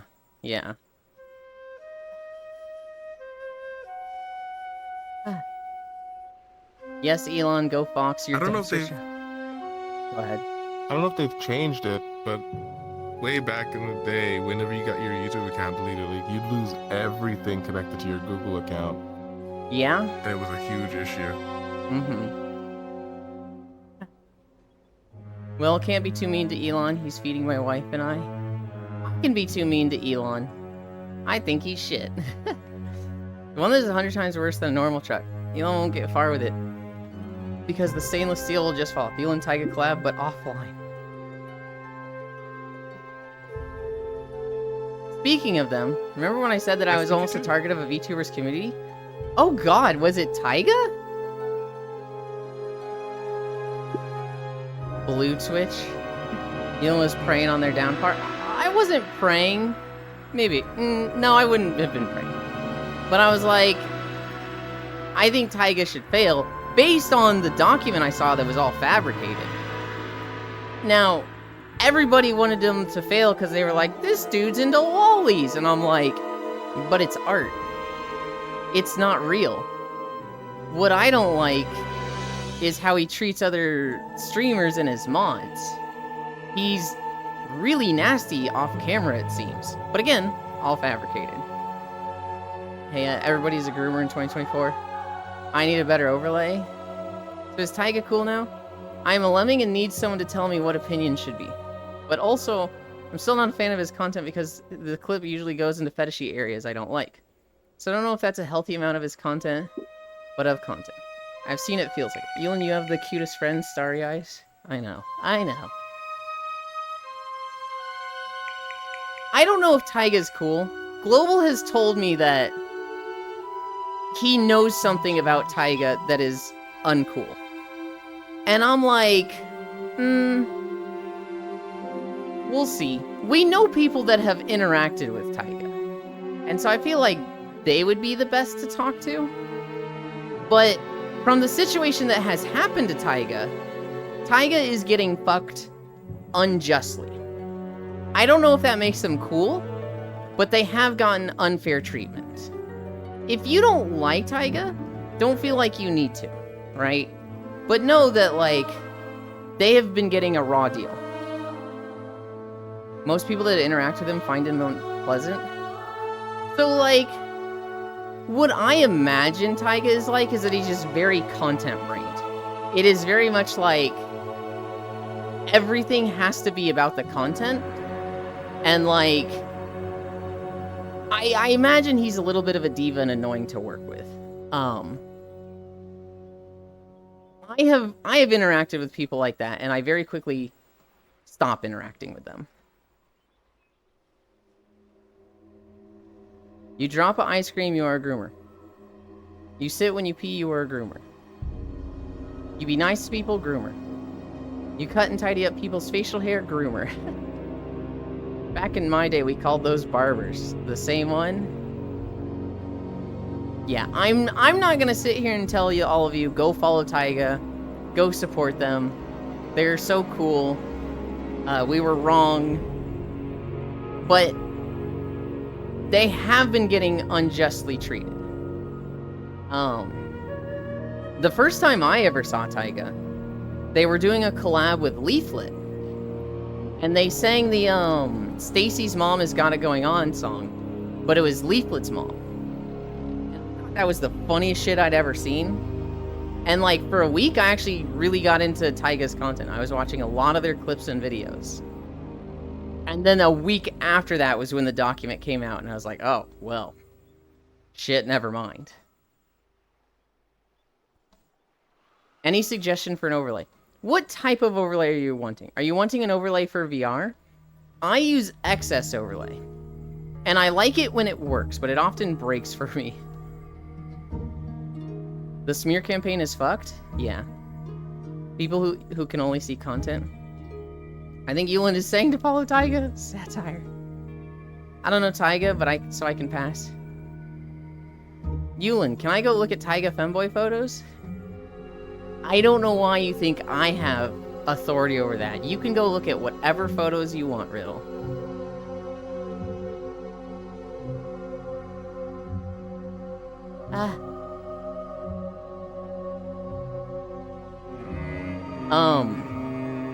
There's excess overlay, Yuki.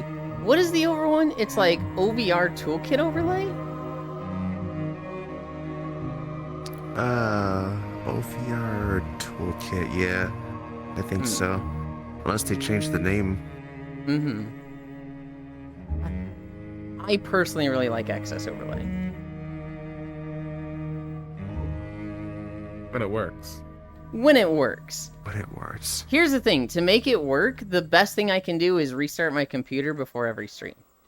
Which is what I've been doing for the past week. Although I didn't today. Every time. But Yulin, I need your permission to look at other exhibitionists. Smile, I'm a bottom. I'm not going to give you permission for anything, because that gives me power. That makes me a top. I don't want that. OVR toolkit? Holy heck, and turn out. Look at all these awesome nerds. I know. It's the weekend. I love it when people join me.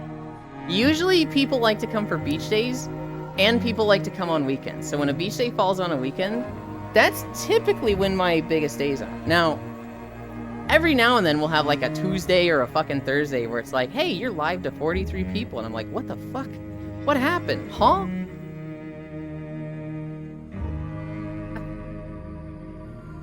Hey, top and dom are not the same thing.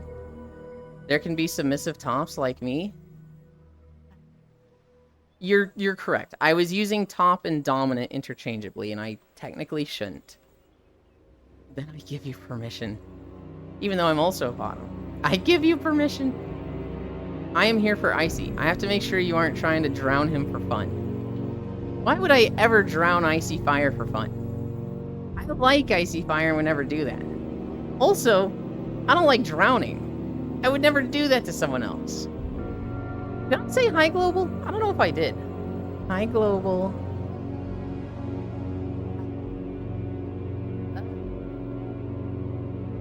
You are doing it right now? How am I trying to drown Icy? He's literally choosing to stand over there. Global, thanks for looking out, homie. True. Hi, Global Doko. You may be a submissive and a bottom.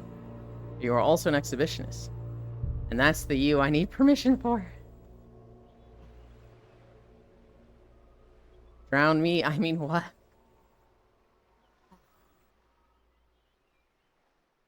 So, I was talking about YouTube drama.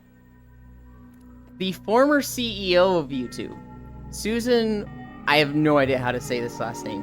Wojcicki. Wojcicki? Susan Wojcicki, that's my guess.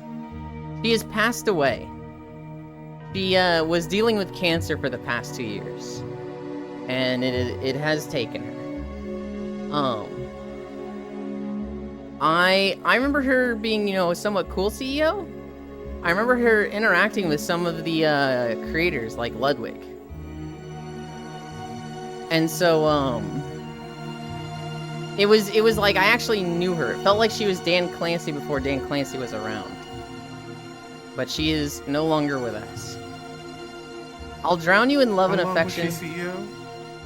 I'm not sure. She also did a lot at Google. But I think she stepped down from YouTube 2 or 3 years ago. Submissives still have to give consent. They have some unavoidable power. I mean, yes, this is true. Specifically lung cancer, if I remember correctly. Ludwig aggressively puking. You don't like Ludwig? I'm kind of favorable toward Ludwig. I like him more than some other creators. I would use his male stuff. I would use his news stuff more. But he's like, man, doing news stuff is just drama posting, and this sucks. I don't like doing this. Fair. It makes a lot of money, but it's cyclical. People care about the drama. They give you lots of views. You get lots of money. You keep looking for bad drama. And that puts me in a bad mood. It sucks. I'm like, yes, but give it to me. And so he's kind of been like weaning off of his Mogul Mail channel. Apparently he did like 100 drama videos last year. And this year in 2023, he did 56. And his plans to do only like 25 in 2024. Until he's just not doing any Mogul Mail drama videos. Which is like, I guess, fine, but ugh. Which leaves, like, in that kind of sphere, Asmongold and Moist Critical, who both piss me off. Moist Critical, every fucking video title of his is fucking clickbait. Like, I want to know what the video is going to be about before I watch it, and Moist Critical will put titles that are like, this is the most crazy thing I've ever seen on YouTube. Cool, dude, fuck you. And then Asmongold, I like 80% of Asmongold's takes. And then he'll have one that's really, really bad that I'm just like, ah, dude, why? This is such a... Ugh. God damn it. I don't like 99.9% of YouTubers. As long as you like multiple Markiplier... Asmongold's takes is that he's mainly reacting to his Reddit, and his Reddit has gotten really, really bad. Yeah. Yeah. He's also, like, not that open to being wrong. Which feels really annoying. I used to like Markiplier. I like him less now. I've seen Markiplier have some stuff that's kind of not that cool in the background. Now, nowhere near as bad as some of the other shit. It's like, Markiplier just pushes his employees really hard. Not unfairly, not unjustly. He's not like, I'm going to, you know, work you to the bone and pay you minimum wage. He's very rewarding to work for. But, like, Markiplier works at a pace that is breakneck, and not everybody can keep up with him.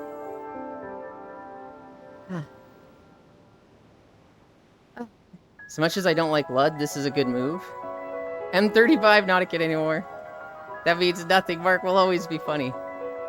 Dracula flow voice. Markiplier means nothing to me, man. I do think Markiplier is good. It was the Super Mega stuff that made me think less of him. Because he was working those two just ragged. And they basically just said, we quit, dude, we can't do it anymore. And it was a really bad fallout. They went to work for the Game Grumps.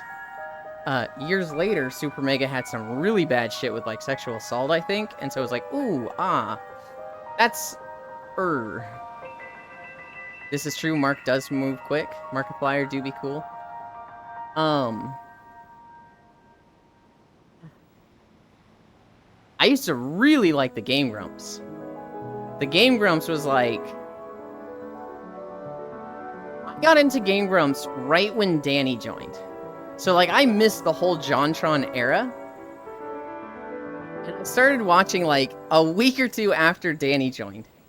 And so all these comments were like, Game Grumps is ruined. They suck now. Get Danny out of here. And I'm sitting there like, what? I don't understand any of this. Danny's funny. I was watching 3 of their videos a day back then. I don't watch them as much anymore. I've kind of seen a lot of the problems with their playthroughs. Typically, Danny never being the one playing. Aaron playing. And not reading tutorials, so it's him running in circles. And that started getting really fucking frustrating. I kind of discovered, if it was a game that I didn't know, I was more interested in watching it. If it was a game I really cared about, a game that I played and I was excited to watch them play, I would be very disappointed in watching it. And so it was like, oh, that's kind of weird. And then I kind of just started watching less and less. Lixian, make them rewatch their favorite YouTuber that turned into shit. I like Egoraptor Metal Gear Awesome, uncensored. Yeah. The Awesome series Aaron did, God, decades ago at this point, is still funny to this day. Not all of it has aged super well, but, you know, that's just humor from that time period.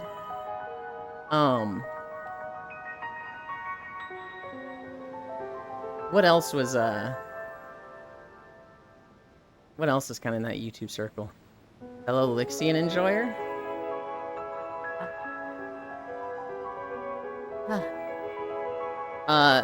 To kind of stay in the big YouTuber Twitch drama, Aiden Ross.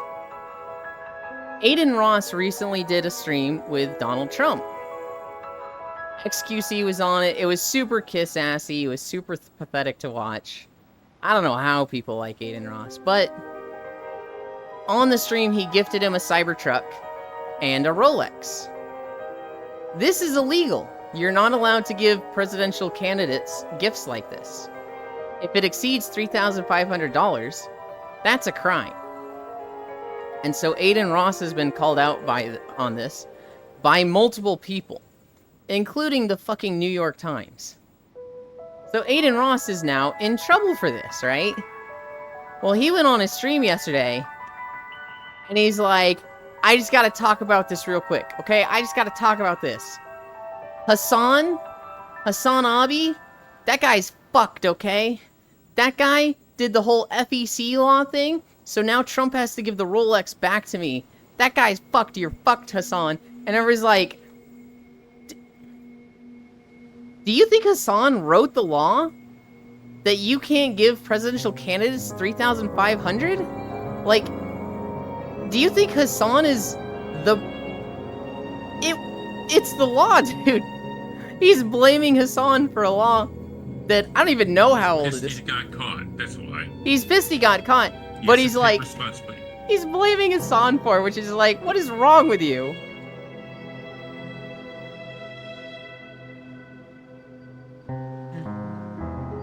Didn't Trump also make up some shit in a random speech that turned out The completely false? helicopter crash that never happened. Yes. I mean, that just sounds like a normal speech to me for Trump, but yes, he did say he was in a dangerous helicopter crash recently or something. Everybody's going, no?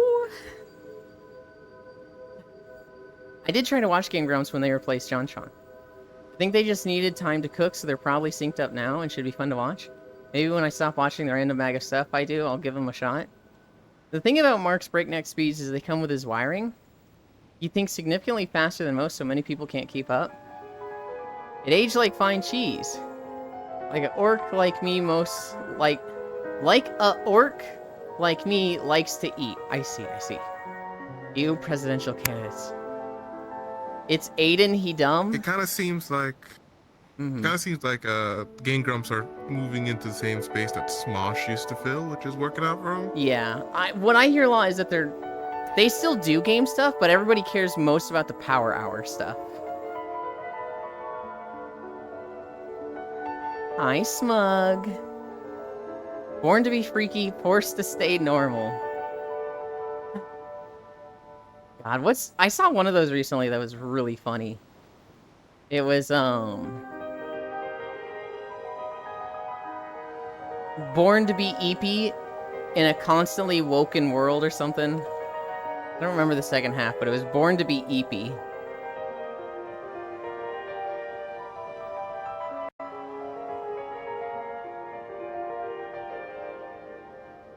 This was really funny. My dad is out backpacking, but one of my mom's friends was in town, and kind of having a party with her family. And she was like, hey, Ewan, can you give me a ride to this party? Because I'm going to be drinking, and so can you give me a ride and pick me up? And I was like, of course I can, Mom. Sure thing. And so I drop her off there, and after like 4 or 5 hours, she gives me the address, and I go to pick her up. And I didn't want to just, like, text in and be like, hey, I'm out front, get out here. So I basically parked, and I go inside. And everybody's looking at me. They're all, like, 50 or whatnot. And my mom's like, hey, everybody, this is my son. And, I'm getting introduced to everybody. I'm basically there for, like, 10 to 15 minutes, meeting everybody, shaking hands. Everybody wants to hear about streaming. And they're like, oh, you can't take her. We're having too much fun. And she's like, no. He came all this way. I got stuff to do. We get in the car and she's like, get me out of here. They're going to do like 4 more rounds. I'm ready to nap. I was like, okay, Mom. I'm stuck with seeing Born to Shit, Forced to Wipe. Hi, Riddle. Me born to be drunk in a constantly sober world. Hi, honey. Bye. That is Yuki, right? Yeah. Bye, Yuki. Thanks for hanging out. The one in the tiny brisket? Yeah. Hmm. Yulin Mango Those is to textures walk haven't in loaded for me. and say hi to everybody like he know nobody. I am seeking permission to go to bed. You don't need permission to go to bed, Smile. You can just go to bed. Sleep well.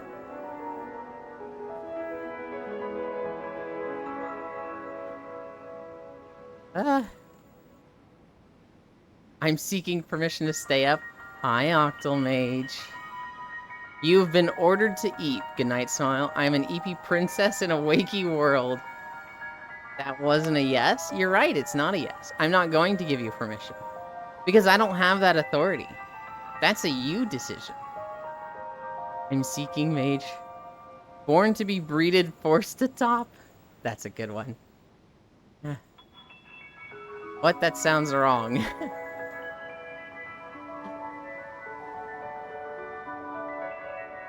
Wait. I did more Final Fantasy yesterday. I did the first trial.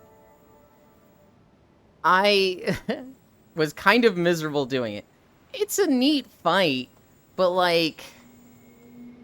I'm kind of just sitting there like, how is somebody supposed to do this the first time without dying 7 times? How are you supposed to, like, know what attacks are coming? It's not like, hey, we're gonna have the first 2 minutes of the fight be like a tutorial phase where it's like, you see what's coming and then it happens. It's like, the boss rears his head back, and a giant cone covers 70% of the arena, and you got hit. And I'm just like, what? And so I just kept getting hit by shit and dying. And I'm just sitting there just like, this just feels like a bad system. This just feels like not the best way to do it. And I don't have the best way to do it. I don't have like a better solution. Do you remember my complaints about the trust system? Mm-hmm. I think this might be one of them.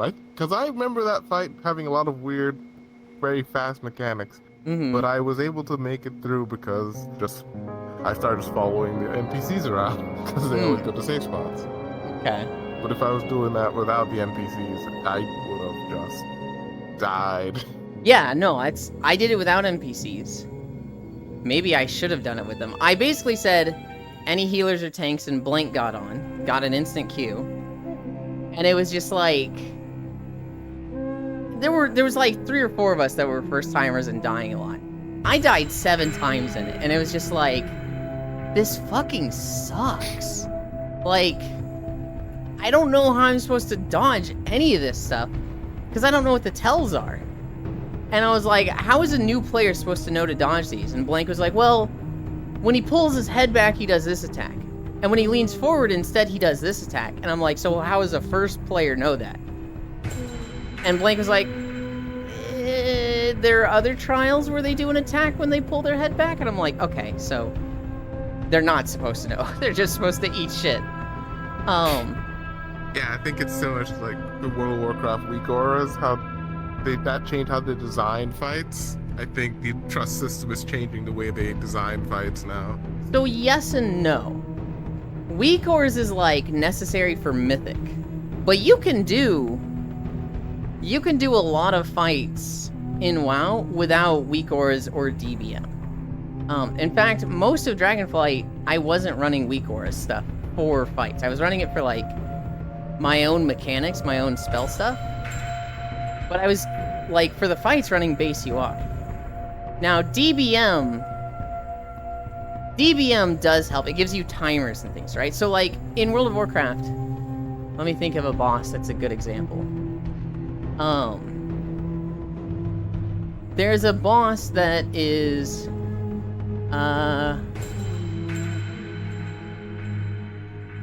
okay. The first boss of the first raid. Okay, time for me to go. Bye, Air. Have a good one. Thank you for hanging out. And also sleep well, Smile. The first boss of the first raid. Basically, he creates puddles of fire around the room. Don't stand in them. He summons ads. They need to die. He has an intermission phase where he goes to the middle of the room. And then a bunch of elementals spawn around the edge of the room. And they connect them to each other with a fire laser. And then they close in, and if you touch the laser, you die. To not die to this, you have to kill one of the elementals before the field closes in on you. And that's the fight. That's literally all there is.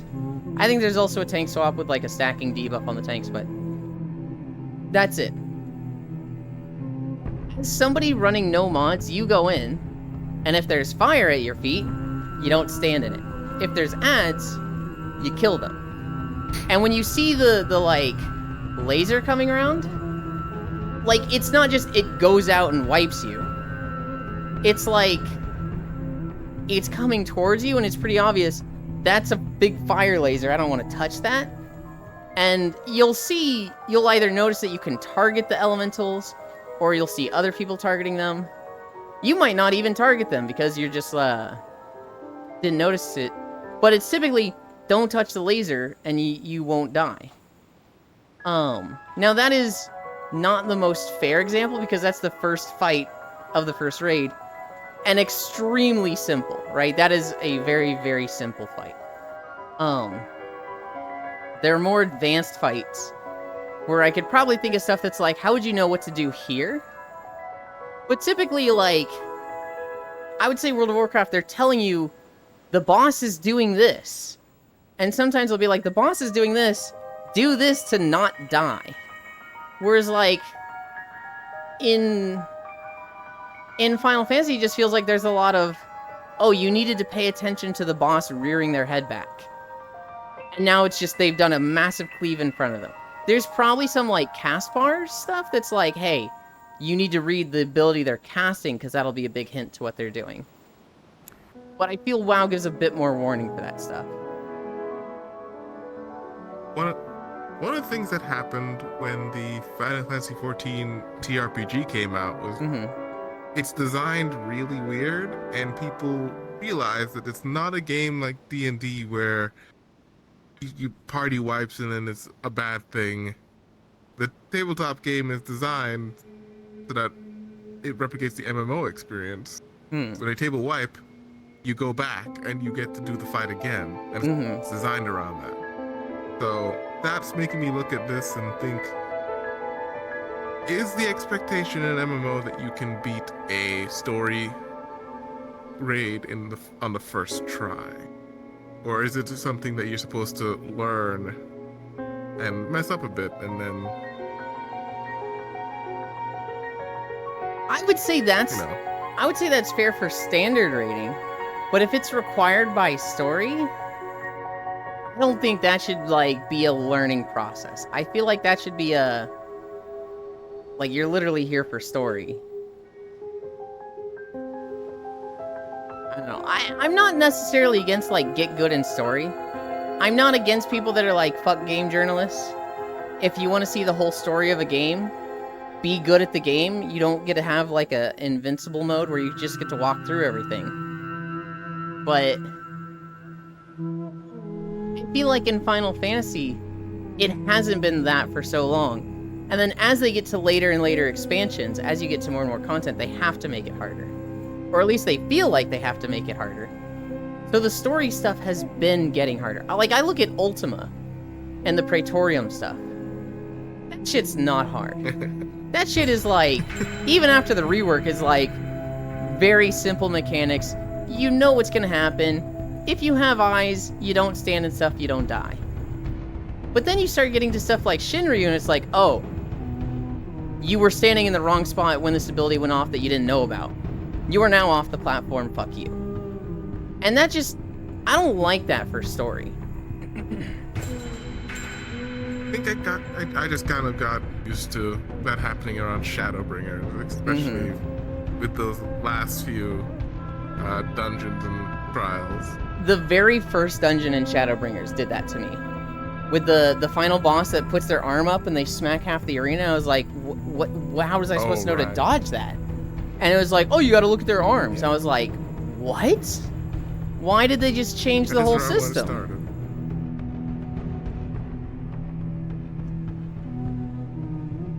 Yeah. Okay, good night. Permission to crack my warrior, back. So I don't get to complain about damage. I am depressed hero in a dystopian world. Don't dodge, take it all, trial and error, that's how it would be. Base UI gang, okay, it's time for me to go. I must be doing life things now.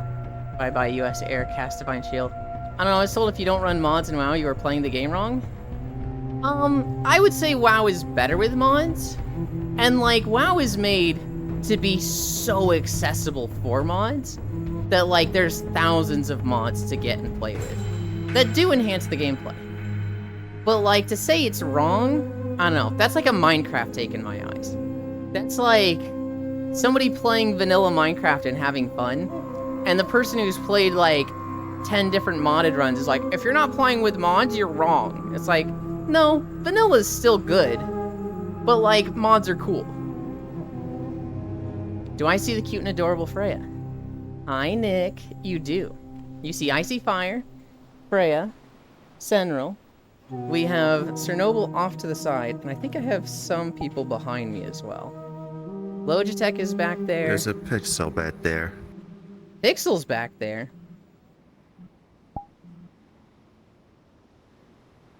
Oh, he is there. Yeah. Yuki Yu was here earlier. Yuki as a pet was here earlier.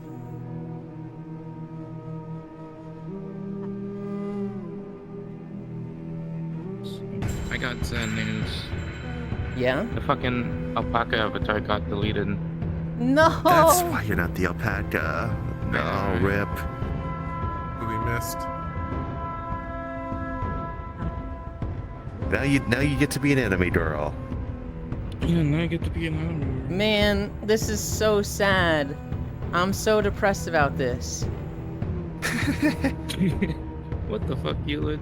Well, it's just nice that they finally responded to my messages. I mean, no, this is so sad. It's so sad. I didn't personally request this avatar to be taken down. I would never do that to you.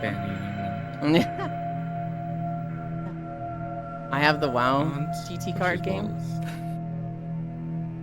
Stand in place to resolve mechanic, go back to DPSing, rinse repeat. Congrats, you've achieved Final Fantasy XIV rating.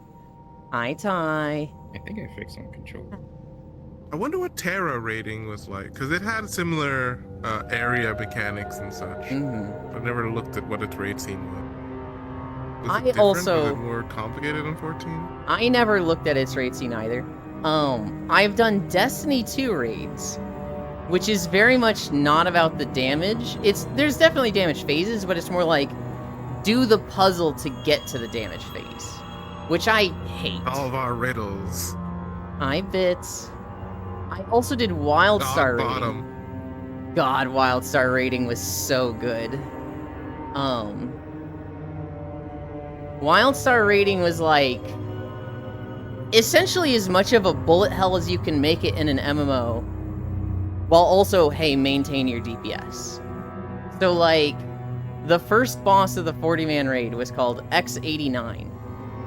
Wait, was this a 40-man raid or a 25-man raid? I don't remember. The way this boss worked is they were on a floating platform with 100 hexagons. And so these 100 hexagons were all linked.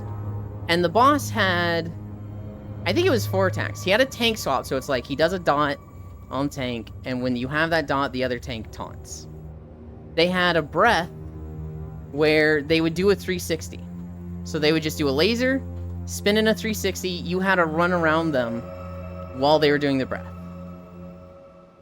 They had a bomb, they had small bomb and big bomb. The small bomb would destroy whatever platform you were on. And so it would like detonate after 10 seconds. You would have to run to a platform and delete it.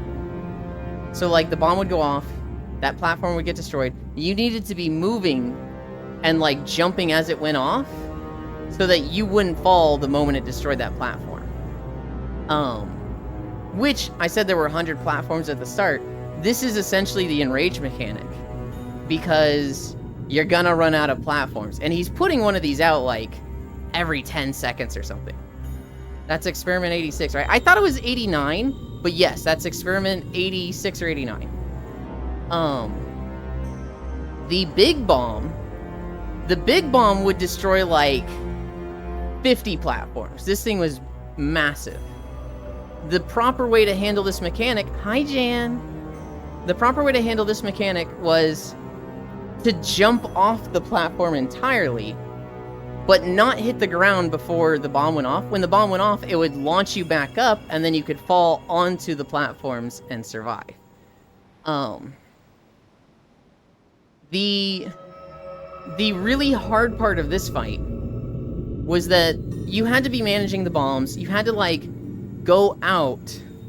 Are those all dragons? No, they're actually, like, little bat undead things. I don't know why they're shooting fire. You had to manage the 2 bombs, right? You had to constantly be running off with them. But you couldn't go too far, because if you went too far and then he did the laser, you wouldn't have a way to be safe. you would just get lasered, because you needed to be close to him when he does the laser. And so what would happen is people would get the small bomb. They would use all of their movement abilities to get as far as possible to, like, delete a platform not close to the group that wouldn't be that disruptive. And then they'd be running back and die to a laser. Alternatively, if you're, like, destroying platforms too close so that you stay close for the laser, you have to move the boss more, which is kind of what was intended, right? So it was very much a, like, you need to be maintaining your DPS and damage, but, like, you cannot just fucking destroy the group or wipe the raid when you have to do a mechanic. The second boss was way more, bullet hell-like. The second boss basically put you in a room where you had to stay close to the boss, and there was basically cutter beams spinning with them. So you had to be strafing around the boss at all times. And, they had an intermission phase where you had to go hide behind pillars and destroy some ads. But, like, 90% of the second boss, you were strafing around the boss. And dodging, like, bolts coming out of the boss. I think you're dodging some stuff coming from the walls to the boss. They weren't really fast moving. But if you weren't, like, ahead of it, if you were, like...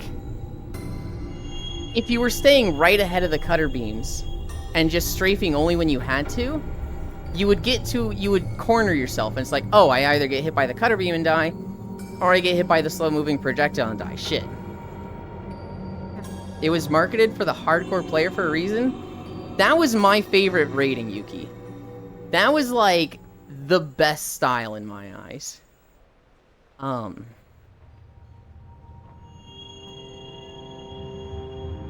in place to resolve mechanic.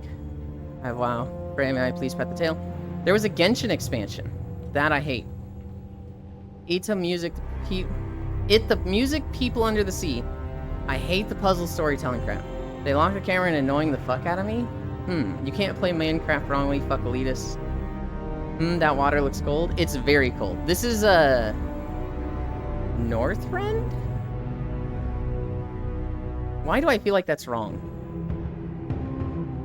This is the northern area of World of Warcraft. It's very, very cold. I had to leave. Kiddo was calling me. Okay. Okay. I don't know why. I was just like, why does Northrend sound wrong in my head? Hi, hun. Yes, you may. Only the tail. Yeah, I was there as budget to channel my inner Guilty Gear main. Fuck this Elon guy. I pray Yuki's riddle. I see Bits, Loja. Wait, Bits. Elon, I need to show you Skeletor and team doing final shape raid. It's wild. That's Experiment 86. It was quite something. Jumping off the side. I love the Experiment fight. That is one of my favorite bosses in all of raiding. I was a main Stalker tank when the game came out. I was a Stalker DPS, Yukiyu.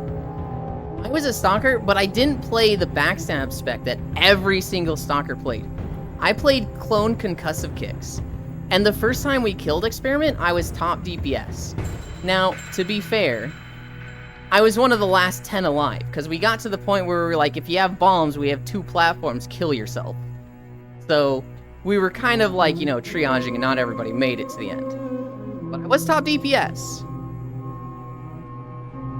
They are Bat Dragon. Undead, bat-infested beach in bad weather. It's marketed as hardcore for a reason. The last dungeons to gear up for raid were hard by themselves. As part of a guild that was ranked 1st and 2nd in the world when WildStar came out, Lamau. I don't think we were that good. But, like, you know, you had to be fucking good to raid in WildStar. The dungeon attunements were brutal. Euland, I was a stalker. That's the class in WildStar, damn it. Hi, Jam. Hi, Valor. Hi. WildStar... I wish it had the popularity that 14 and Warcraft had. But when you look at just a lot of the stuff that was happening in their developer studio, they had a lot of egos. They had a lot of bullshit. I think the game was so fucking good, though.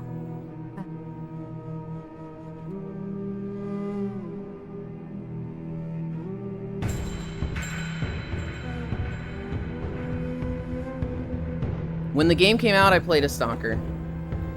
Eventually, I switched to Esper. And then I think I switched to Spellslinger. Then they did the Esper rework. I was like, man, now I want to be a melee Esper. I also really liked Engineer. Engineer had the fucking cutest bot pets. That game was so good. If they don't stalk you, you become the stalker. No, no, no, no, no.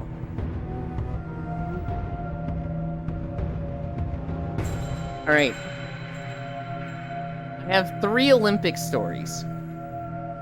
The first Olympic story, last I played was Spellslinger full PvP. I really want to do walking videos for WildStar, so eventually I'm going to get on the private server. And I'm going to ask the guys running it, like, hey, I run this YouTube channel that makes walking videos. Can you give me a level 60 stalker? I don't care if it has gear, I just don't want to level up. They did a private server? They did. There is a guy from Iran, I want to say? I could be wrong on his country. But he recently set a record for the javelin toss and got gold.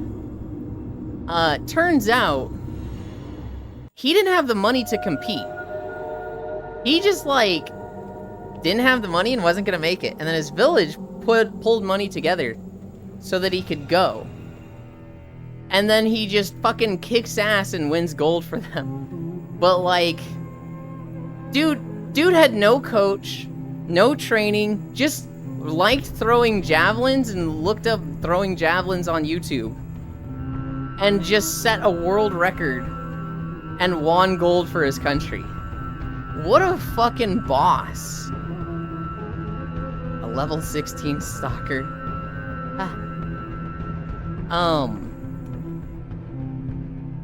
There is a lot of breakdancing clips coming out for the Olympics right now.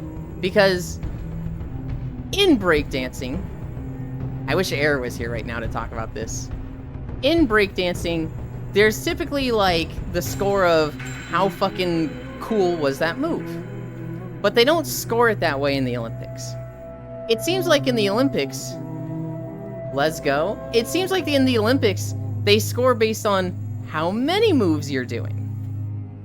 So, like, they're not really doing cool moves. They're just doing as many different moves as they can, and they look awful. When you see what the people are doing in the breakdancing competition of the Olympics, it looks really cringy, and it's like, I've seen better breakdancing on YouTube. What is this crap? And, like, there's one participant in particular from Australia that is like, what the fuck is she doing? It just looks bad. It just looks really, really bad. Air might be able to share some light on this, because Air actually knows a bit about breakdancing. But, like, if you keep seeing Raygun Australia Breakdancing Olympics, it is like, what in the fuck is that? Not the breakdancing clip. Dude was spearing goats before we were walking. They are... yeah. I have shit on a shingle. Wish the turkey guy got gold. Wish. Let me look for a few vids. Why is breakdancing part of the Olympics? Yeah, I'm kind of thinking the same thing, Jan. Like, on one hand, cool, great, you know? Breakdancing is a sport, deserves recognition. Go ahead. If anything should be part of the Olympics, they should put skateboarding in that. Yeah. The Australian... yeah, look at the Australian breakdancing clips, Air. It does seem like skateboarding's starting to make a comeback as of late. Yeah, actually, I thought skateboarding was. I thought I saw some clips of it in the Olympics. I saw clips.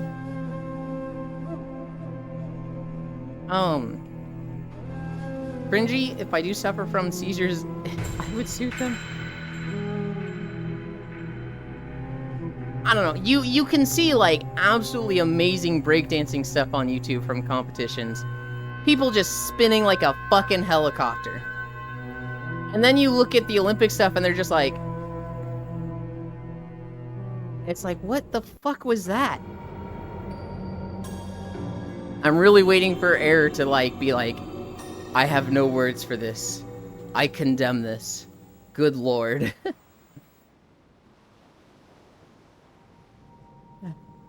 We're at 5 miles. And I think we're getting to... It's going to be hard to qualify style, though. That's the issue. Mm-hmm. Cool, because everyone has their own version of cool, so it's Mhm. hard to quantify. Yeah. Yeah, the Olympics is the committee's very big about sports finding a way to objectively score their sports, which is hitting a lot of the martial arts stuff Mm. really badly. How does it affect martial arts? Because in Taekwondo, for example, you Mhm. get points based on like hits now, and they want it to be objective, so that it's not just like, hey, I didn't see when you hit that spot, so I didn't give you the points. So they're giving them like electronics on their body, a vest and a head and a helmet that sense contact. So now Okay. everything is just about making contact. Not even doesn't have to be hard contact. You just have to make contact. Right. So That's it's making it so people prefer taller players who are better at doing farther Flicks. kicks. yeah. That's frustrating to deal with. I say we do it like we used to in the Olympics, where the first one to not get up loses. Yeah. How many rounds of that can you go through? Yeah. Did she get a medal? Oh, I've Bring seen on this the guy. wrestlers. Yeah. I mean, dancing could be compared to gymnastics, so why is gymnastics in the Olympics? Well, I think gymnastics and breakdancing should be in the Olympics, and both are. I just think they need to find a better system of scoring than what they have going on right now. Because what I saw, and I don't know if this is true, but somebody said it looks like they're scoring based on how many different moves you're doing, not on, oh shit, that move was cool. And so what you have is, I'm guessing you've seen the clip by now, Air. The Australian lady, I think her name might be Raygun, just doing some weird shit and like a lot of small, just weird moves. It's easy. Don't put flop dancing in Olympics. I'm interested in what they're going to do when they start doing more esports, because they don't want to have like League of Legends, because that's its own branded thing and it's constantly changing. Mm-hmm. So all the esports are stuff like electronic chess and electronic shooting games, and very generic. I mean, I want to see Street Fighter on the world stage. Come on. what they could do is like, the target practice game. What if that one like signed with the Olympics committee, and like it wasn't CS:GO matches? It was like just, you know, the target practice scoring.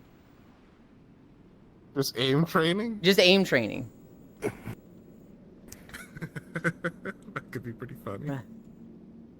When fighting taller people, just whiff punish.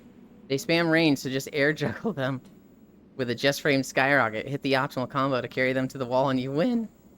Yes, she raygun the cringe straight out of my bone. If chess is so cool, where's chess 2? Chess 2 exists. It's called 4D chess tie. It's actually kind of fucking cool.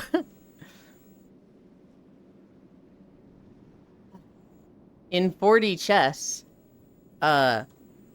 you just make different timelines. And so, let's say you're about to lose in one, we'll put them in check in a different timeline. Basically, go back, you know what, 5 moves ago, I'm gonna make this other move instead. And now I'm playing this board, and I have you in check. So you can't beat me here, because you have to defend over here. 5D chess with time And travel? you're king in all timelines.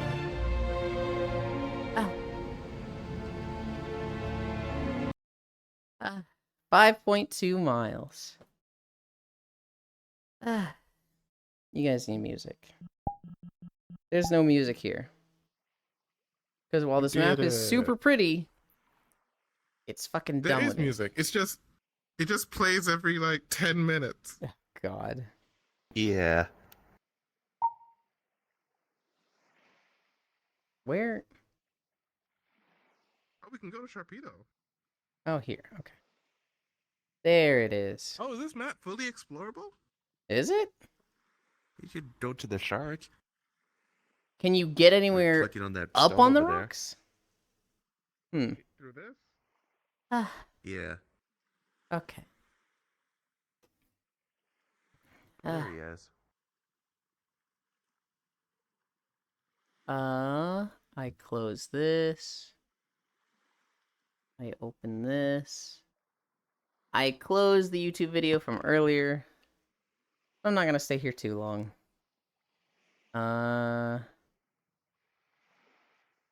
Where's Freya?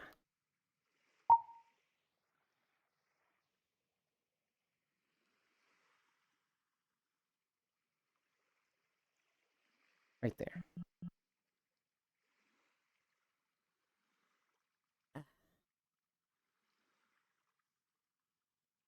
Oh God. I actually went to bed kind of Want a early berry? yesterday. Can I actually eat it? Oh. No. Oh, it has gravity. I think they're too hard for humans to eat anyway. Mm-mm. Oh, you're backing up. Oh, cute ferret. Yeah, I Thank you. went to bed early last night too, but of course had trouble sleeping. Mm-mm. Although I'm not sure at what point I did actually fall asleep. I was fucking So I guess, exhausted maybe- yesterday. I think I was just if I stay up any longer, I'm just gonna get in VR. It falls asleep immediately after. Because I woke up super early for to take my dad to the airport. I took a long nap, but even then it got to like midnight. Actually, I think I went to bed at 1, which isn't really that early now that I think about it. I was super tired by the time that happened.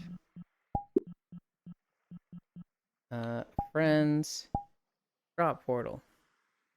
Portal. Be back soon. Portal first. 5D chess with time travel. Can't even find a proper video. There's not going to be a proper video error. I found it. I want to kill myself now. It's bad. Thank you, Wrath. I now have Mermonkey unlocked. Hell yeah. We are turning collars off. We have Senril with us. We'll turn him right. We'll turn him right back on after stream. I just have fun like calling one person out. We have this person here, so we got to turn collars off. And they're like, "What?" Dun dun dun dun dun dun dun dun.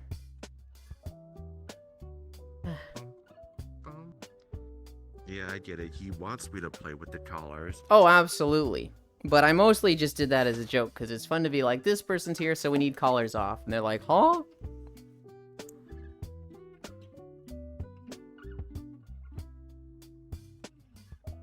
Ah. One last drink before sitting down. Holy shit, almost lost my balance and fell over. Ah.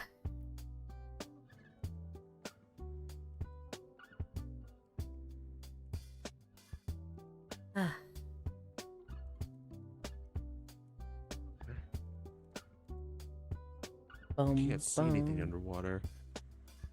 Does it like make everything blurry? Yeah.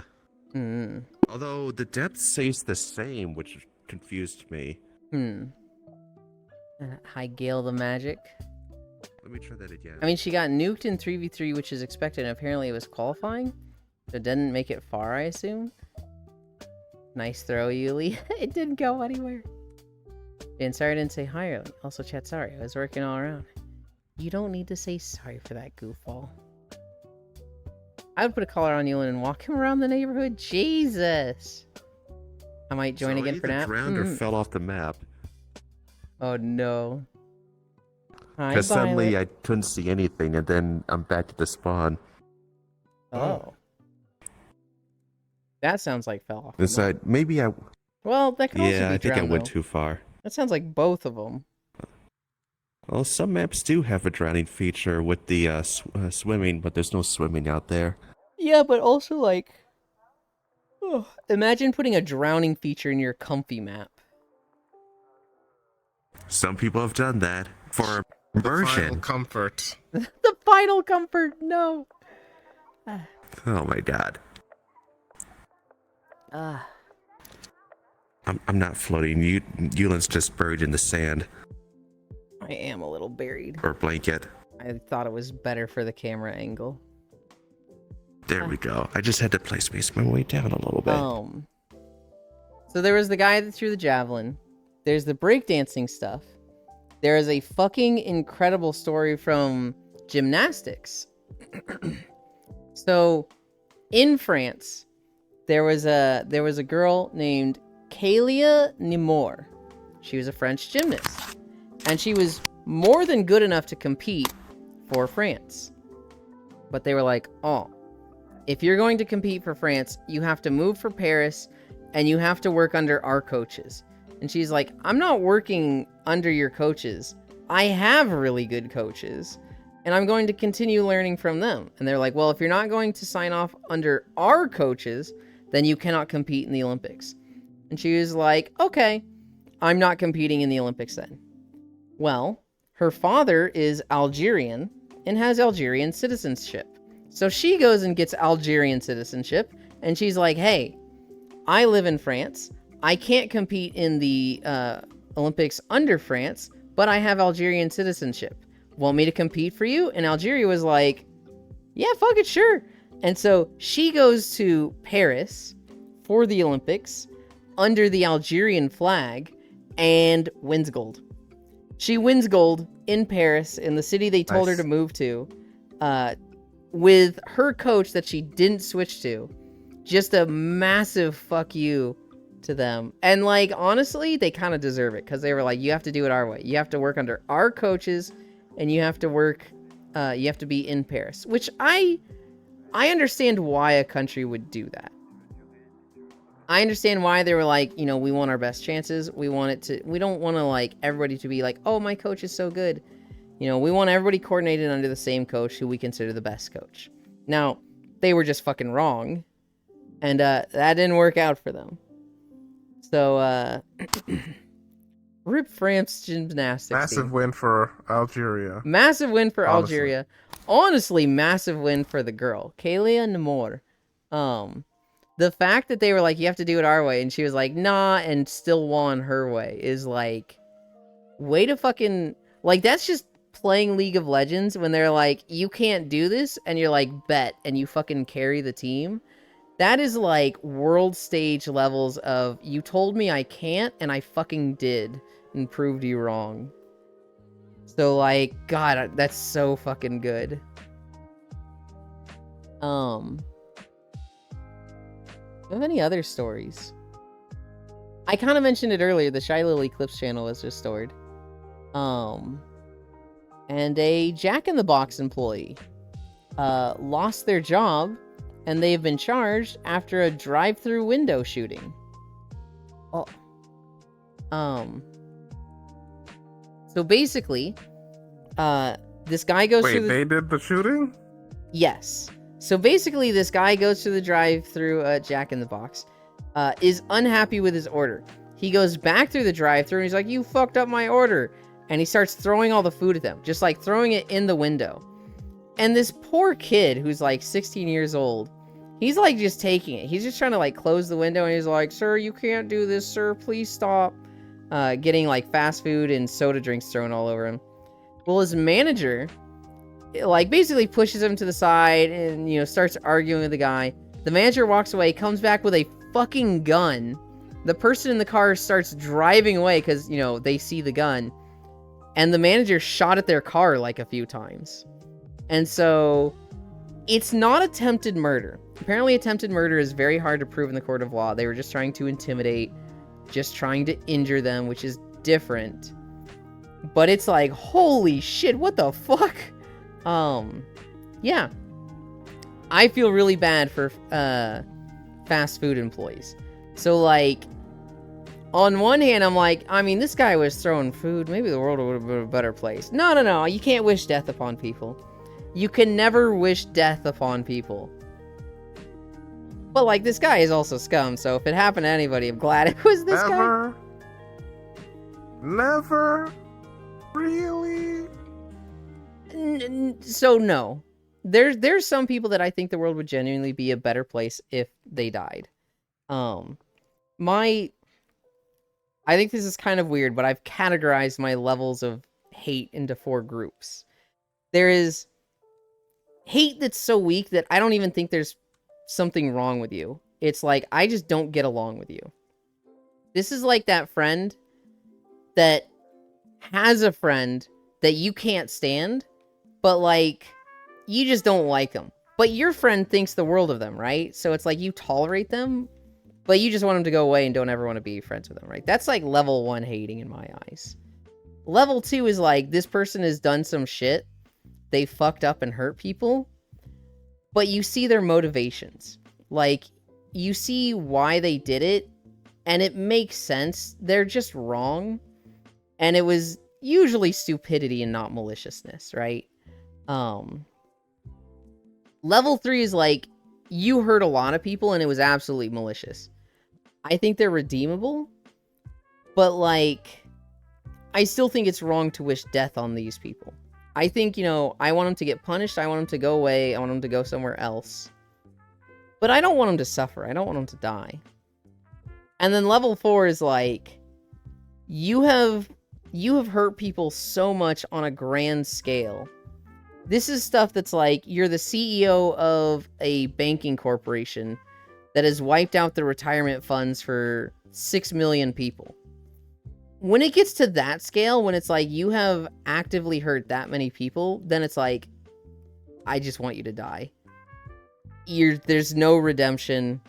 Your maliciousness and your greed is so unchecked and bottomless that I think you should just die. And like, there's a few people I kind of look at like that.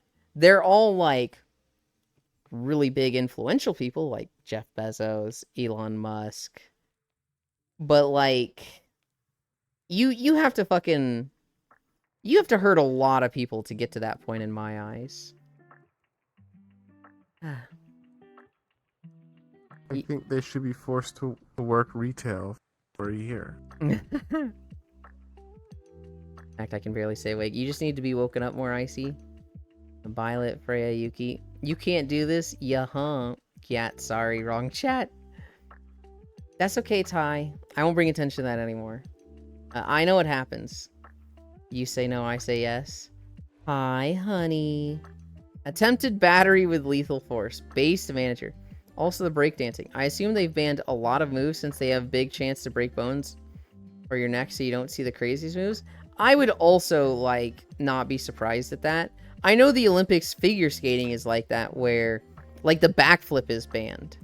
And it's not even, like, that particularly hard or difficult. It's just, like, it's a scary move and people have gotten hurt by it in the past, so it's banned in the Olympics. I can pull a gun and scare people, do it internally. Yulin just want to kill your friends, 2024. Don't worry, I can wish death on people for you. I live, laugh, hate. Honey, hi, Violet. So, like, for the 4 levels, right? Yuland is not walking. Oh, I forgot to update. I forgot to update the message. It was 5.2 miles. I do remember that.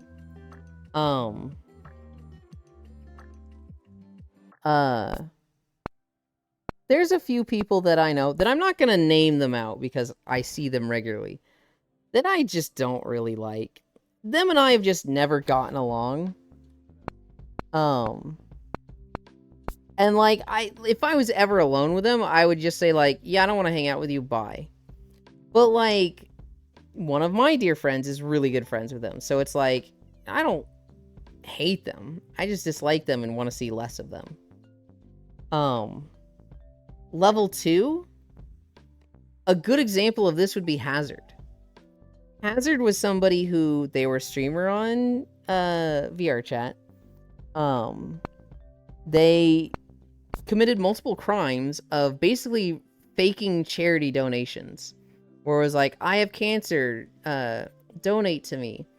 My uncle died, donate to me. I have COVID, donate to me. Right? They did a lot of that, and it was basically the core of their stream was these like these charity donations, because it just seemed like he was so down on his luck all the time. It all came out to be fake, and when he did a video explaining like what was going on, it was basically like, I've been lonely my whole life, and this made me feel loved and validated. This was, you know, a lot of the time, or in a lot of ways, the first time I was feeling loved, and that became addicting. And it's like, I can see that, right? He's not sitting there like laughing at the idiots. Like, oh my god, I just gotta do another donation pool and they'll give to me. Fucking fools. They're so easy. Like, he wasn't sitting there like that. He was just addicted to the validation of people caring about him and expressing it. It was wrong. It was totally wrong and fucked up and quite frankly criminal. He got run out of the community when it got exposed, and he tried coming back a little bit ago, and people immediately were like, no, you do not have a place here. You've forever worn out your welcome.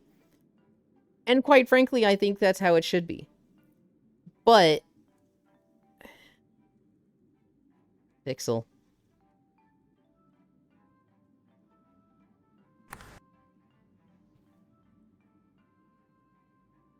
Pixel.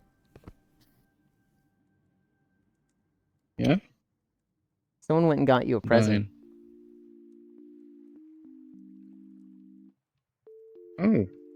Hey, friend. Back. Trey is so nice. You hate me. I do not hate you, my disowned son Hazard. I feel a little bad about Hazard bits, because I never liked him. I always had really bad vibes from him right from the start. The first time I saw him was on Chromia's stream, when Chromia was doing the donation goal of $12,000 to pay her house foreclosure bill, because she and her family were getting kicked out of their house.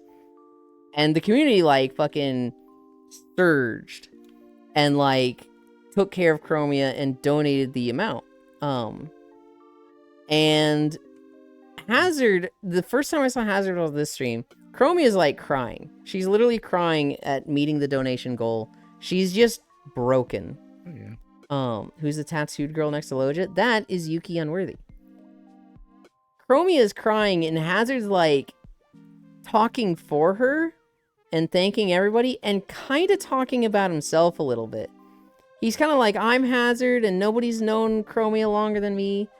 Chromia is so good. She's always been such a good bean to me. And it's like, it just felt like, hey, I want this guy to go away. Like, can it be more about Chromia right now and less about Hazard? Hi, Techno Rave.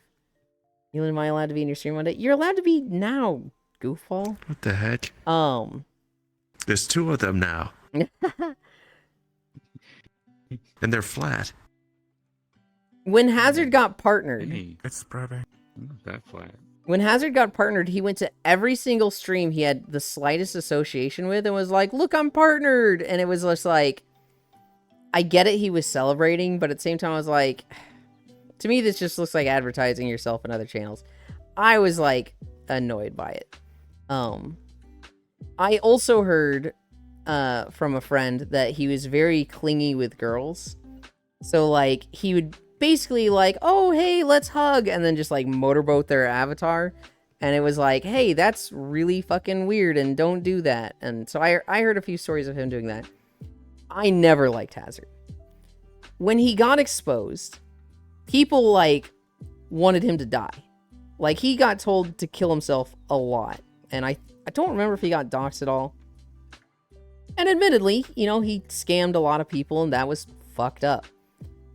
Who is Hazard? Hazard was a VR chat streamer that was somewhat known in the community and he was doing a lot of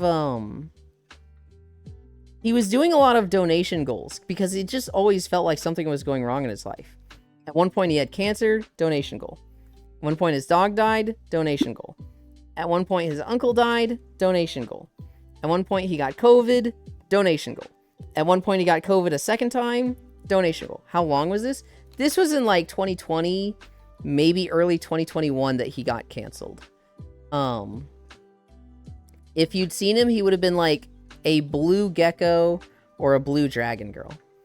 Or a blue bunny. I think he was a blue bunny with like red circular glasses. I wasn't around then. He got exposed because he's a dumbass and was like, guys, I have COVID again. I'm quarantined. And then the next day he was like, went out for Korean barbecue with the homies. And I was like, you just said you had COVID. And he was like, oh yeah, I do. Oops. And a lot of people called him out on it and got his ass run out. I see his motivations. I'm sympathetic toward that.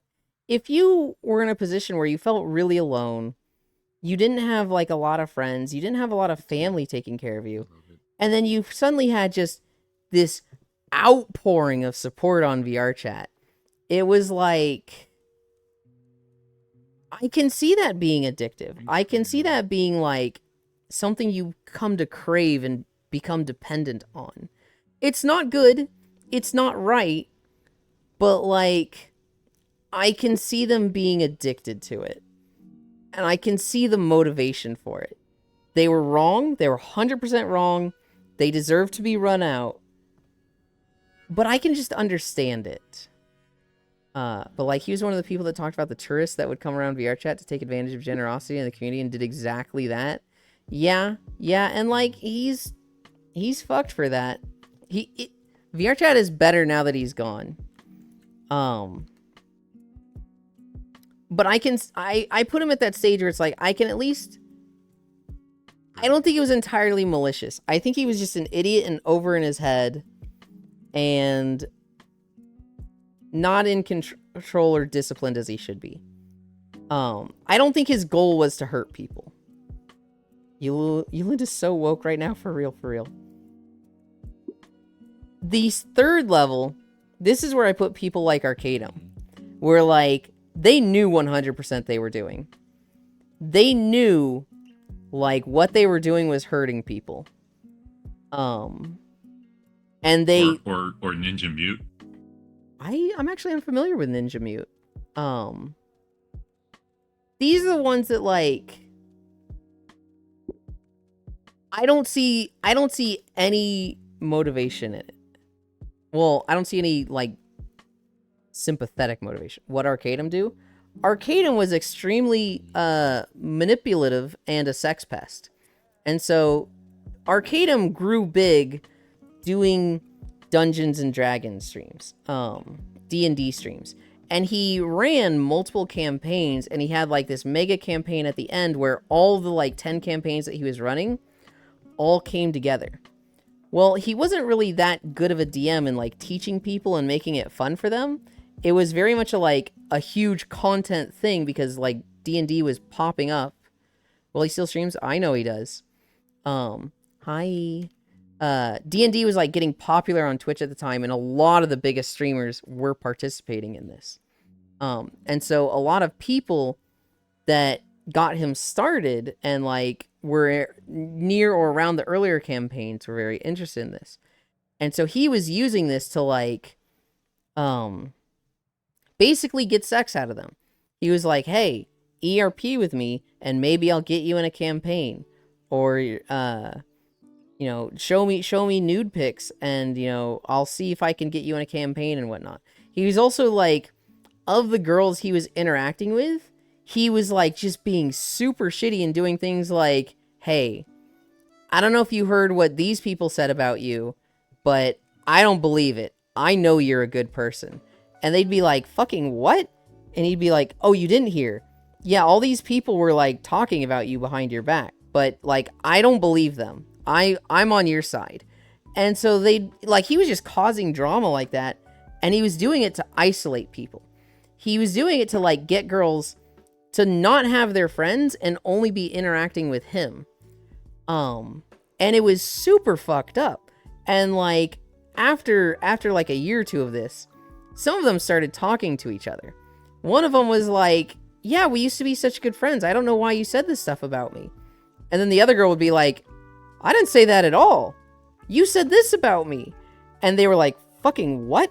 And so they went through their DMs with him and found out that he was just going to like girl 1 and being like, girl 2 said this about you, but I think you're great. And then he'd go to girl 2 and be like, girl 1 said this about you, but I don't believe her. I think you're great.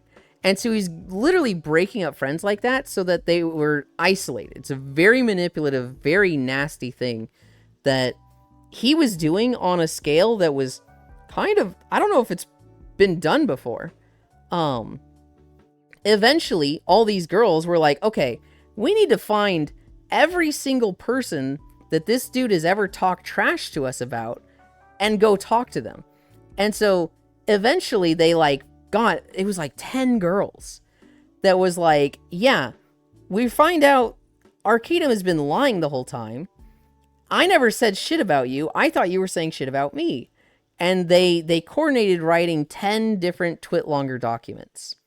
All 10 documents came out with a bunch of DMs, a bunch of like proof, a bunch of just like coordinated from 10 dropping all at once, just like exposing him.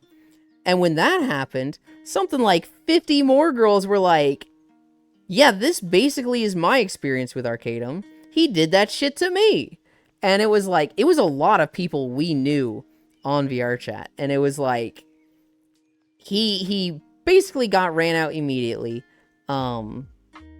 We found out just, he was so shitty. And it was just like, fuck this dude.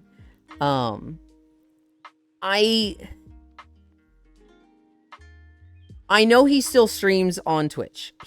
So he basically, when it all happened, he was like, I'm innocent, but I'm going AWOL for a month. His wife, he was married and his wife was learning about all this too. And his wife was like, what the fuck? He was talking to a lot of these girls about how his wife was so abusive and would like hit him. And like, he would use that to like get them to have sex with him. Cause he's like, I just want to feel loved. You know, I just want her to not use me and take advantage of me and get like pity sex from people. She divorced him. He was like, I'm going off the grid to, you know, deal with this divorce. He comes back a month later and he's like, everybody, I did that stuff. But you know what?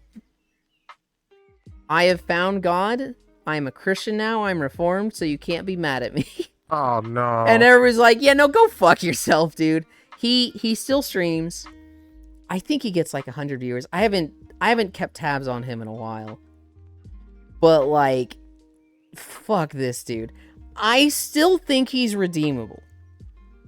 I still think he could like have a moment of like, wow, I really hurt people. He has 38 now? Well, good, it's going down.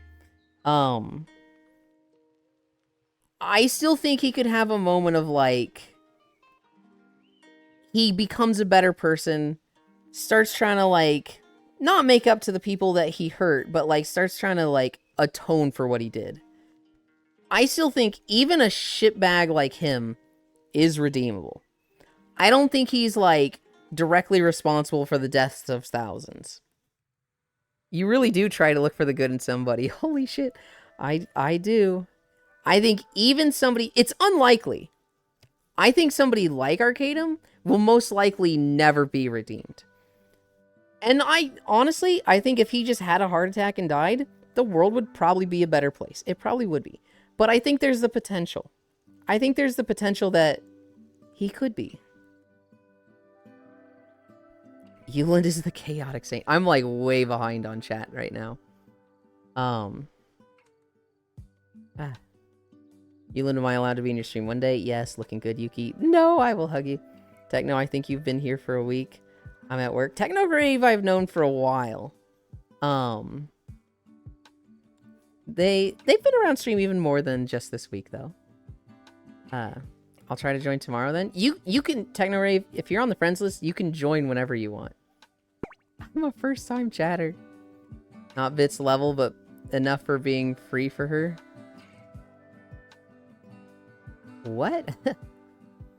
You've been first time for over like 3 months, so who is Hazard? How long ago was it? Oh, I wasn't around then. Oh god, El, if you put your IRL height, it's weird. Yeah, meanwhile I'm here with no love. Please donate to me. Shut up. I am 1 foot tall, never seen them. Oh right, the gecko. Blue bunny girl with black glasses. Me donating my life savings to you. Welcome back. I'll say I'll be right back. Oh, okay. Hunt is the better bunny girl with glasses. Agreed. Nah, save it for the future. Biz, can I add you on VR chat? I am addicted to calling cute people cute. Yul is so woke right now, for real. Also, exhibits. Friend requests are only accepted by playing Battle Disc with me. You specifically have to beat me. Oh fuck, is that a challenge I'm hearing? What Arcadum do? Can you play Battle Disc and desktop? You can! Good question. Well, he still streams. Yes, I see. It's just trickier. I'll have to find the time to be able to do it. Oof, ew. Then I have a bits to challenge at some point. Not even real sex. So he did get some real sex. They did meet up at places like TwitchCon, and he was doing shit there. One of the girls, Focolna, I don't think he had sex with her, but he did sexually abuse her, in that he went to her house, went into her room, and just said, I need this right now, and hugged her. And she thought she was about to get, the R word. I don't like saying it because of just YouTube and whatnot. She thought she was going to get raped, so she just fucking froze up. And eventually he left. She wrote about it when the 10 things dropped. She wrote about that. And people gave her a lot of shit because they were like, that's not sexual assault. You could have said no. You didn't say no, and that's not sexual assault. And it's like, you need to go watch It's Always Sunny in Philadelphia, the clip called The Implication. Because that will explain sexual assault to you and why that was very not okay. Then I have a Bits to challenge at some point. Not even real sex. Stop being porn brain, Jesus. Yes, Bitsu enjoys playing. Me. Oh no, the person Yulin she's talking about. Hi, Sentinel. Oh yeah. I'm running on 2 hours of sleep. I'm sorry, Riddle. This all could be avoided if you just asked for your friends what was told to them was true or not. Well, he was wording it in a way that it made it seem like they were going to be mad if they went and talked to him, and it was going to be worse for them. Look, Arcadum he's stupid, but at the same time, he is smart. He's very good at manipulating people, as clearly he did a lot of it. I agree. Talking to these people would solve a lot of problems, but I feel like that's a bit of victim blaming, and I feel like that lets Arcadum off the hook for a bit of what he did. Yes, he's back, I think. Yep, and insta-banning anyone who brings up this drama. I was thinking if he wasn't married while he was doing that, it was E-sex. Damn, not even me. He has 38 now, question marks. Of course, he's redeemable. He is a born-again Christian. My ass cheeks are also redeemable. You really do try to look for the good in somebody. Holy shit. After that stupid excuse, there's no coming back. Yeland is the chaotic saint. I did have to unfollow him on Twitter. For a while, I was following him on Twitter to keep tabs on him. Or no, I follow him on Twitter, but I didn't follow him on Twitch. I hated fucking seeing him on Twitch, though. I hated seeing him live, so I unfollowed him there. I do still follow him on Twitter, just to see when he posts stuff. His most recent post, Dr. Disrespect was getting flack, and he was like, they really out here just be making stuff up, and it was like, fuck you, Arcadum. Oh no. Oh fuck you, Lynn. I just want to say how saint you are, and you pull the have a heart attack and die. Look, I don't want him to. I'm just saying he's such a nasty person. The world would probably be a better place if that did happen. But I don't think that's right. I don't want that to happen. Oh my god, I miss Focolna. Does she still do Ascension Academy? I thought she came back for it for a bit. More like lawful good. Right, Lamau? I'm not on the friends list. Can I add you? If you're not on my friends list, yes, you can add me. There is a Z at the end. My name is not Yuland in VR chat. It's Yulins with a dumb Z. I can't get the original Yulin name. I think I heard that story before in more details. I have no idea. I haven't seen or heard from her since I changed my name. Core knows her a lot more than I do. And so I could probably ask Core and be like, hey, what's Folkona up to? Yulin's like Dragon Ball Fighter Z. God damn it. With a dumb Z for Z. Look. Monster Hunter just needs to fucking add a way to clear out unactive accounts, okay? So that I can get the real Yulin name, damn it. Dragon D's nuts. The world would be better without me, so I stay in it. God. Aforementioned woo. Maybe it's just me, but a friend for years is one of the people I expect to trust more in what would sound like they would do or not. No, Falcona didn't give him what he wanted, so he ended her, so she stopped streaming. Right, but I know she came back. I don't know if she came back to streaming. But I do know she came back to Ascension Academy very briefly. Or maybe Core just wanted her to.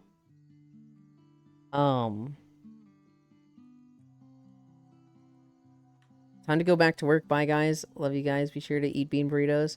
Bye, Technorave. Thank you for hanging out. But I guess Arcadum caught these people at the right moment. Yeah.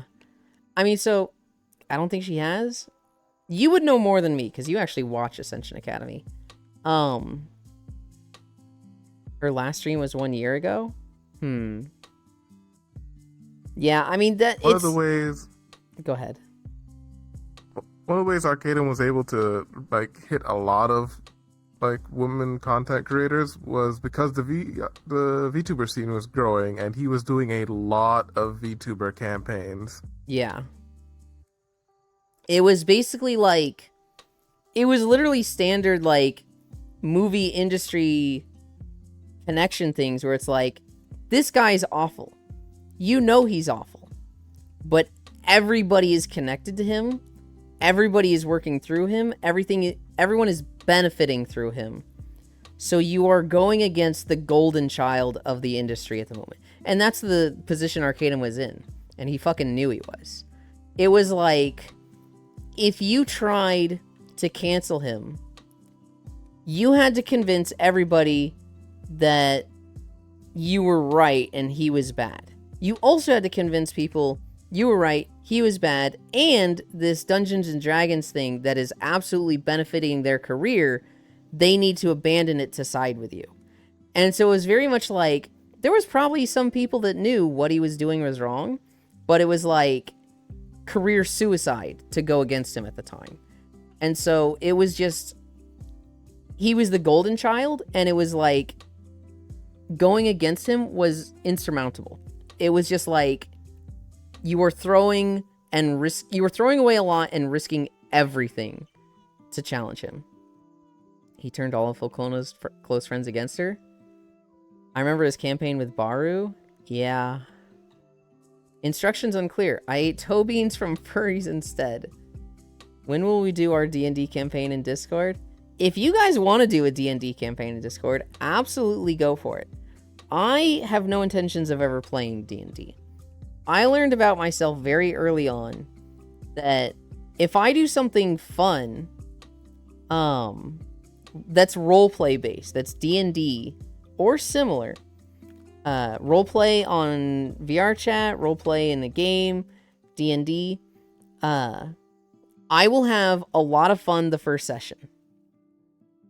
The second session, I will have less fun. The third session, I will start getting bored. And at the fourth session, I'll be looking at a watch and being like, how long do I have to be here? 20 minutes in. And I do not like... I get really burnt out really, really fast with roleplay. And so I just never participate in it. People have told me, we'll do one-shots. There it is. People say, do one-shots. But one-shots don't sound as cool to me. What sounds cool and exciting is a campaign that you build up for that has a lot of things. But I get burnt out on those. But one-shots seem lame and not as cool to me. So I have this, like, contradiction where it's like, oh, maybe roleplay in D&D just isn't for me. As someone who also gets burned out on tabletop easily, Mm-hmm. there is a type of campaign that might be for you where you do like self-contained adventures that have connections. So that's like, it's just one shots that do have some strand between them. And there could be months between actual sessions. I have done 2 one-shots. I've done 2 one-shots in my life, and I had fun, but it was just like, I don't really want to do this. I don't want to do this again. D&D me want. I love D&D. So Yulin would thrive with one-shots. D&D Pog, such a princess. Feel like it would be possible for some people, but some would have definitely tell him, and you would basically have everyone turned against you. Difficult situation. Yeah, and that's what happened. Some people put up with it. And some people basically tried to stand up against him and got buried. They got buried before they could even, like, out him and be like, here's my twit longer on Arcanum. He went nuclear on them before it happened. Like, he knew, oh, this person's not gelling with me. They're not doing what I want them to. I'm canceling them. And he wasn't canceling them publicly. He was canceling them in the scene. He was spreading rumors and talking shit to all their friends and getting everybody to, like, distance themselves from them. And so it was like, he was putting people in a position where to come out and be like, here's my twit longer about Arcanum. He asked me for sex if I didn't, and like, if I gave it to him, I could play in the roleplay campaign. But I said no. And so now he's turning all my friends against me. And it was like, he was putting you in the position of, you either walk away from this and quit, or you look like a crazy person that no one will believe, because suddenly everyone hates you. You don't have friends now. And so you don't have allies, and if you try to stand up to this, if you try to like write a twit longer and prove yourself, it's going to be like, oh, this person who everybody thinks is shit, coincidentally, it was not their fault at all. He was putting people in a lose-lose situation where they didn't have a lot of options. I've never played D&D because I have no one to play with. Holy shit, I would be down for D&D. Yulin, let's play Uno Infinity. No, I like having friends. I'm not going to play Uno Infinity. First season is 5 episodes. Yeah, I cannot stand Arcanum. His name comes up and I'm ready to talk shit. There's been a few people that I've been like with that. Taiga was like that, and I was wrong on Taiga. I would be very fucking shocked if Arcanum had a redemption and got like exonerated. Hi, Fishy. Welcome, welcome, welcome. I had friends still after 2 games? Did you, though? Because you played Uno together. I'm skeptical, Bits. What's that? Playing with people? They didn't like me at the time, but we are still friends. Not. Tabletop simulator game. A fishy. Space fish.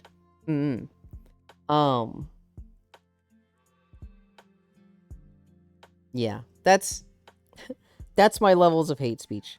Level 1 is people that I'm just like, I don't get along with you, but I can tolerate you. Level 1 is like, I see motivation in it. I see you were just an idiot over your head. Level 3 is maliciousness. Level 4 is like maliciousness on a scale that has hurt too many people. I could have said, let's play Realist Monopoly, but I picked Uno. My lovely space fish. Level 1 hate speech. Fuck you. I guess the only way was what happened. Wait, for people to come together and add to the pile so there's multiple views and stories? Yeah, and that's basically what happened. It wasn't until they were able to, like, see they weren't alone in this. There was lots of victims. Coordinate with those victims. Plan for, like, a month. And all drop it at once. And then had basically a Me Too movement. That it was like, oh, this is an overwhelming amount of evidence. And there are still people in denial. Yeah, there's still people in denial, which is Ugh. And that caused another shitstorm later. Yeah.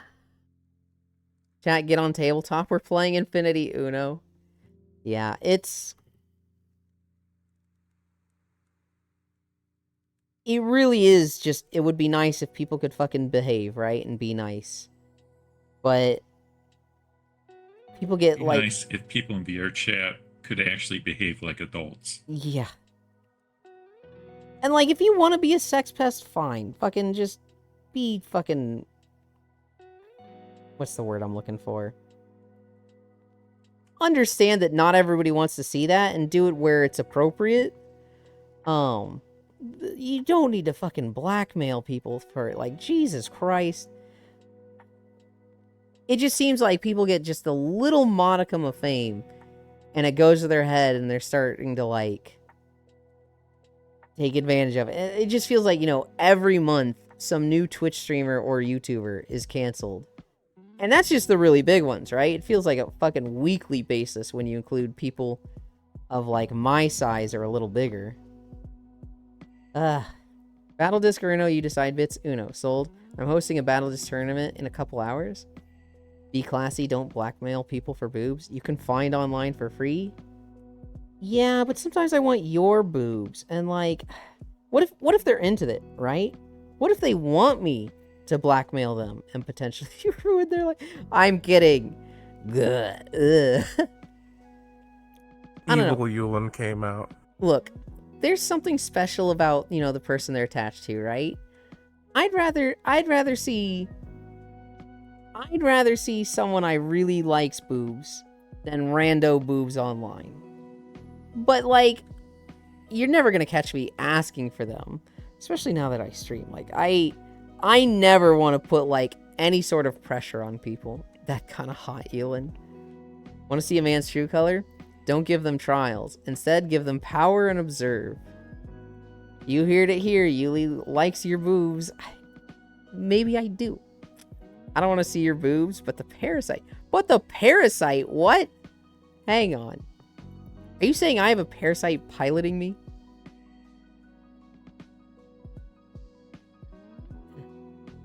This parasite? Can I see your boobs, Yu? Yeah. I guess I don't have pictures of those, now that I think about it. Yeah, you're a flesh mech. What I've seen is, look at how they treat customer service.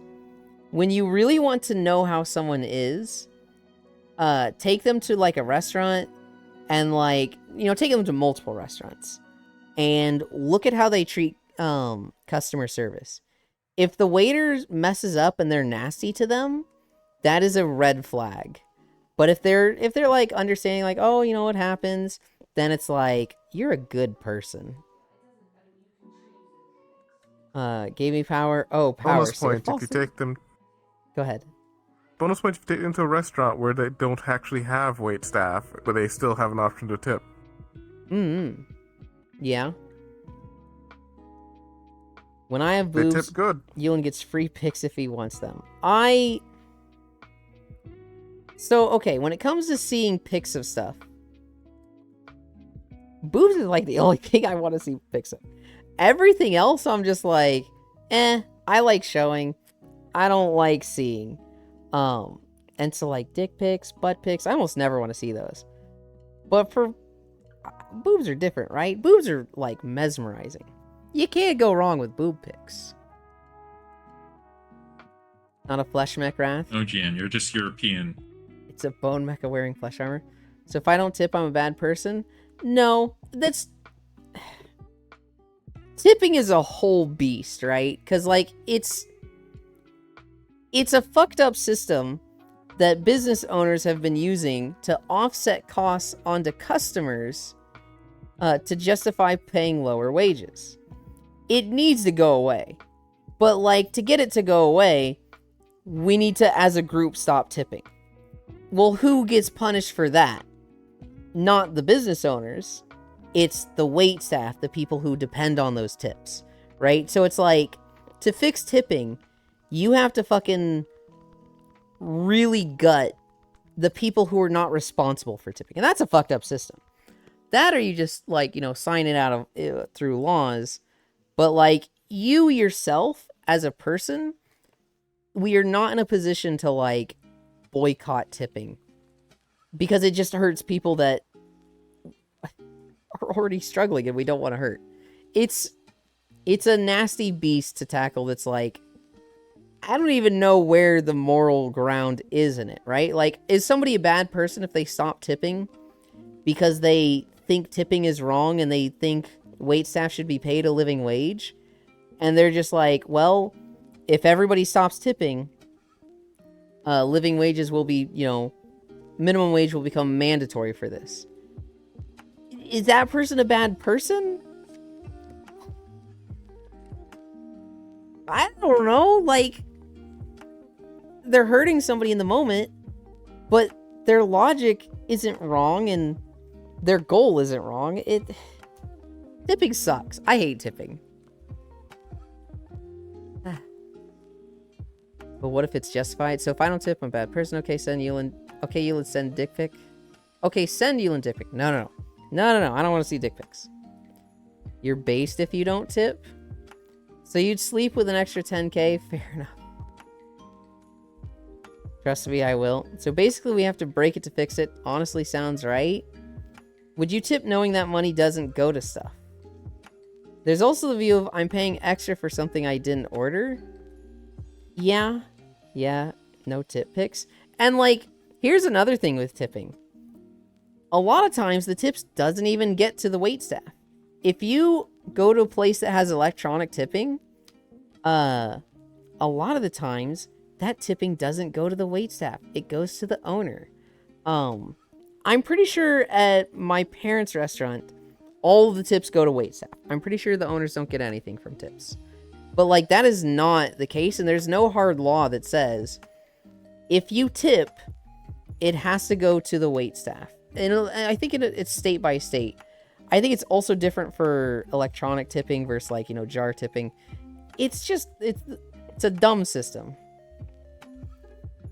To me, that sounds like the equivalent of being a dick to minimum wage workers, because the minimum wage isn't higher for them. Are you saying not paying tips, or are you saying business owners paying wait staff less than minimum wage because they're going to get tips? Not paying tips? I agree. I don't like the idea of not paying tips because they're making less than minimum wage and you want them to get paid more. It just, I hate tipping culture. I hate it so much, but they need it right now. So my personal, like, if I, you know, went to a restaurant, I'd be tipping. Even if they do a bad job, I'd probably be tipping. That's just fucked up at this point. You're preying on people's kindness. Oh, 100%. Absolutely. Business owners do it because it's good business to. And they justify it by everyone else is doing it. That's just the system. What? I'd be tripping? I'm suddenly so hungry. I didn't eat before walking. I'm gonna get you to send stuff by threatening to send something myself. I mean, you can just get stuff sent to you anyway. If you threaten to send stuff to me, or actually do send stuff to me, I'd probably be polite the first time and be like, I don't want to see this, don't send more. And if you send more, I'm just like, okay, blocked. I have macaroni on the oven, come eat here. I don't remember the last time I had macaroni, and fuck, I want some macaroni right now, Yukiyu. I would absolutely come and devour some of that. One more reason to not move to it. Mm-hmm. Because that's actually part of the meal prep for next week is baked macaroni. You guys are all behind me in a line like I'm on some casting couch. I like it when you guys are more like... I was wondering about that. I like it when everybody's side by side with me. Maybe it's like that meme of the little girl and all those big guys behind her. Yeah.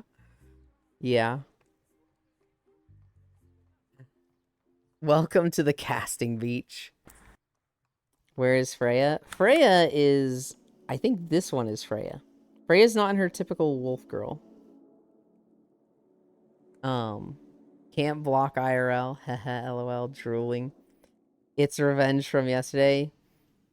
Oh, Piper Perry. Yulin Stinky, so everyone further away. I mean, Yulin is as tiny as her. Wait, go back, I have a funny idea. Who is the Neko? This one is Logitech. This is Chernobyl. This is Freya. This one here is Yukiyu. This is Sentinel, and over here is Icy Fire Mage. Half of them are Neko, so I don't know which one you're talking about. I want to smell Yulin Musk. Jesus, Riddle. Did I go through all my news stories? Aiden Ross blames Hassan for the FEC felony. Shy Lily Clips channel restored. Moana 2, Toy Story 5, Snow White live action, Lilo and Stitch live action, Wait. Mufasa live action. Former YouTube CEO Susan Wojcicki died. French Olympic gymnast, Monster Hunter Longsword video, Jack in the Box employee loses job after shooting at a customer, Olympics breakdancing, and Olympics javelin. Those are my news stories for today. Talk The owner about of the ridiculously new WoW skins in Diablo 4. I didn't talk about those. Fuck, they're tempting. I really want to hate Diablo 4. I really don't want to play it. But everything I see is Season 5 is good. And they just added to the cash shop World of Warcraft themed skins for the classes in Diablo 4. And they look really good. Broke down bought Sylvanas. Understandable. Which class is Sylvanas? Rogue. Okay. There is a mage in Kael'thas, and I don't know which one is Necromancer and which one is Wizard. Necromancer is Naifu and Oh, Zalt. Okay. Zalatoth. Okay. And Sork is Kel'Thas. Okay. I think it was Barbarian was Varian Rin, and then what was Druid? The first Satyr. Oh yeah, favorite Xavius. boy Yeah. from Xavius. It looks really horrible on the Druid, by the way. Oh, tragic. Overall, they looked like a really good set of skins. I was like, fuck, man. I also saw somebody that had a Radon outfit. They had like full gold armor that just looked like Radon from Elden Ring, and it was like, God. Why is it that when I play Diablo 4, it's the worst season ever? But when I'm like, this game sucks, I'm not going to play it anymore, they have the best season ever. Why is this fucking this happen every season's time? actually been really good. Well, I'm happy for that. It's also short, too. Mm.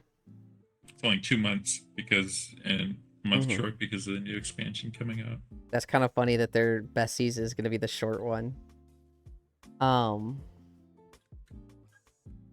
I don't want to Also plays buy. much more like Diablo 3 now. Oh, okay. I don't want to buy the DLC when that comes out. I don't want to when the new expansion or whatever comes out. I really don't want to buy it. We will see. We will see if I stay strong then. But for now, I'm married to Last Epoch. What time is it? 12:20. I get Last Epoch for free, and I still haven't really played it. It's good. It doesn't feel like it has a full release. It doesn't feel like it's done yet. It's still good. It's like Satisfactory in that it is a good game. It could use more.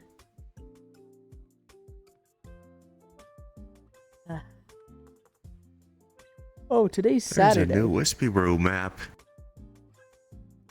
In sadder news, the Uh-huh. owner of Fur Affinity passed away during the week. Yeah, we talked about Uh, him the other day.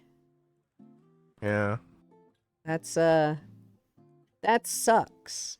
It was very sudden, right? It was very out of nowhere. He's been trying to afford healthcare for a long time.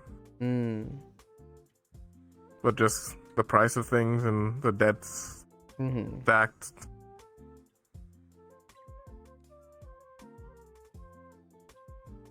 Oh, that shit sucks. I didn't even know it was like a healthcare thing. The post I saw about it was respect his family's privacy in this time and don't be asking questions about stuff. It's Yeah. very sudden, he will be missed. A lot of people are trying to make this more about what's going to happen to the website, but like, that's not time for that. It's not time for that. Also, I'm like, sure it'll be fine. it's a website, it's a property. It's probably just gonna transfer to someone who had stake in the company and now they run it.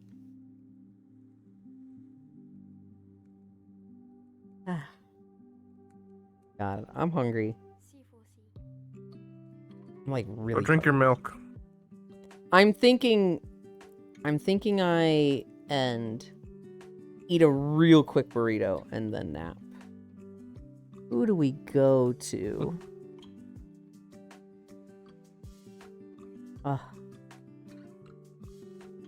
There's many people alive. There's many people alive. Oh my god.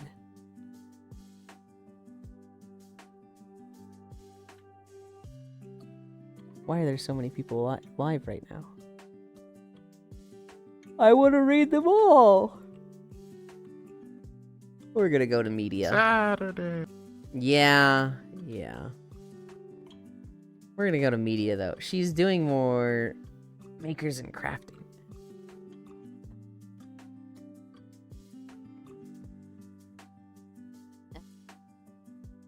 Alright. Behavior. Look at me.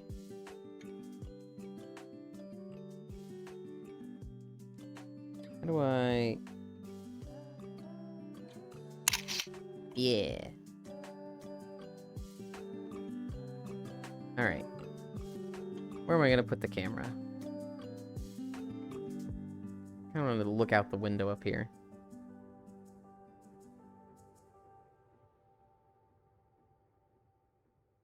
I think this is still Core's homeworld.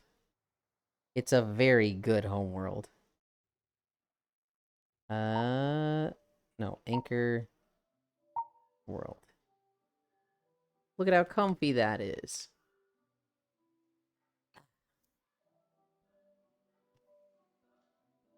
Okay. I grab this.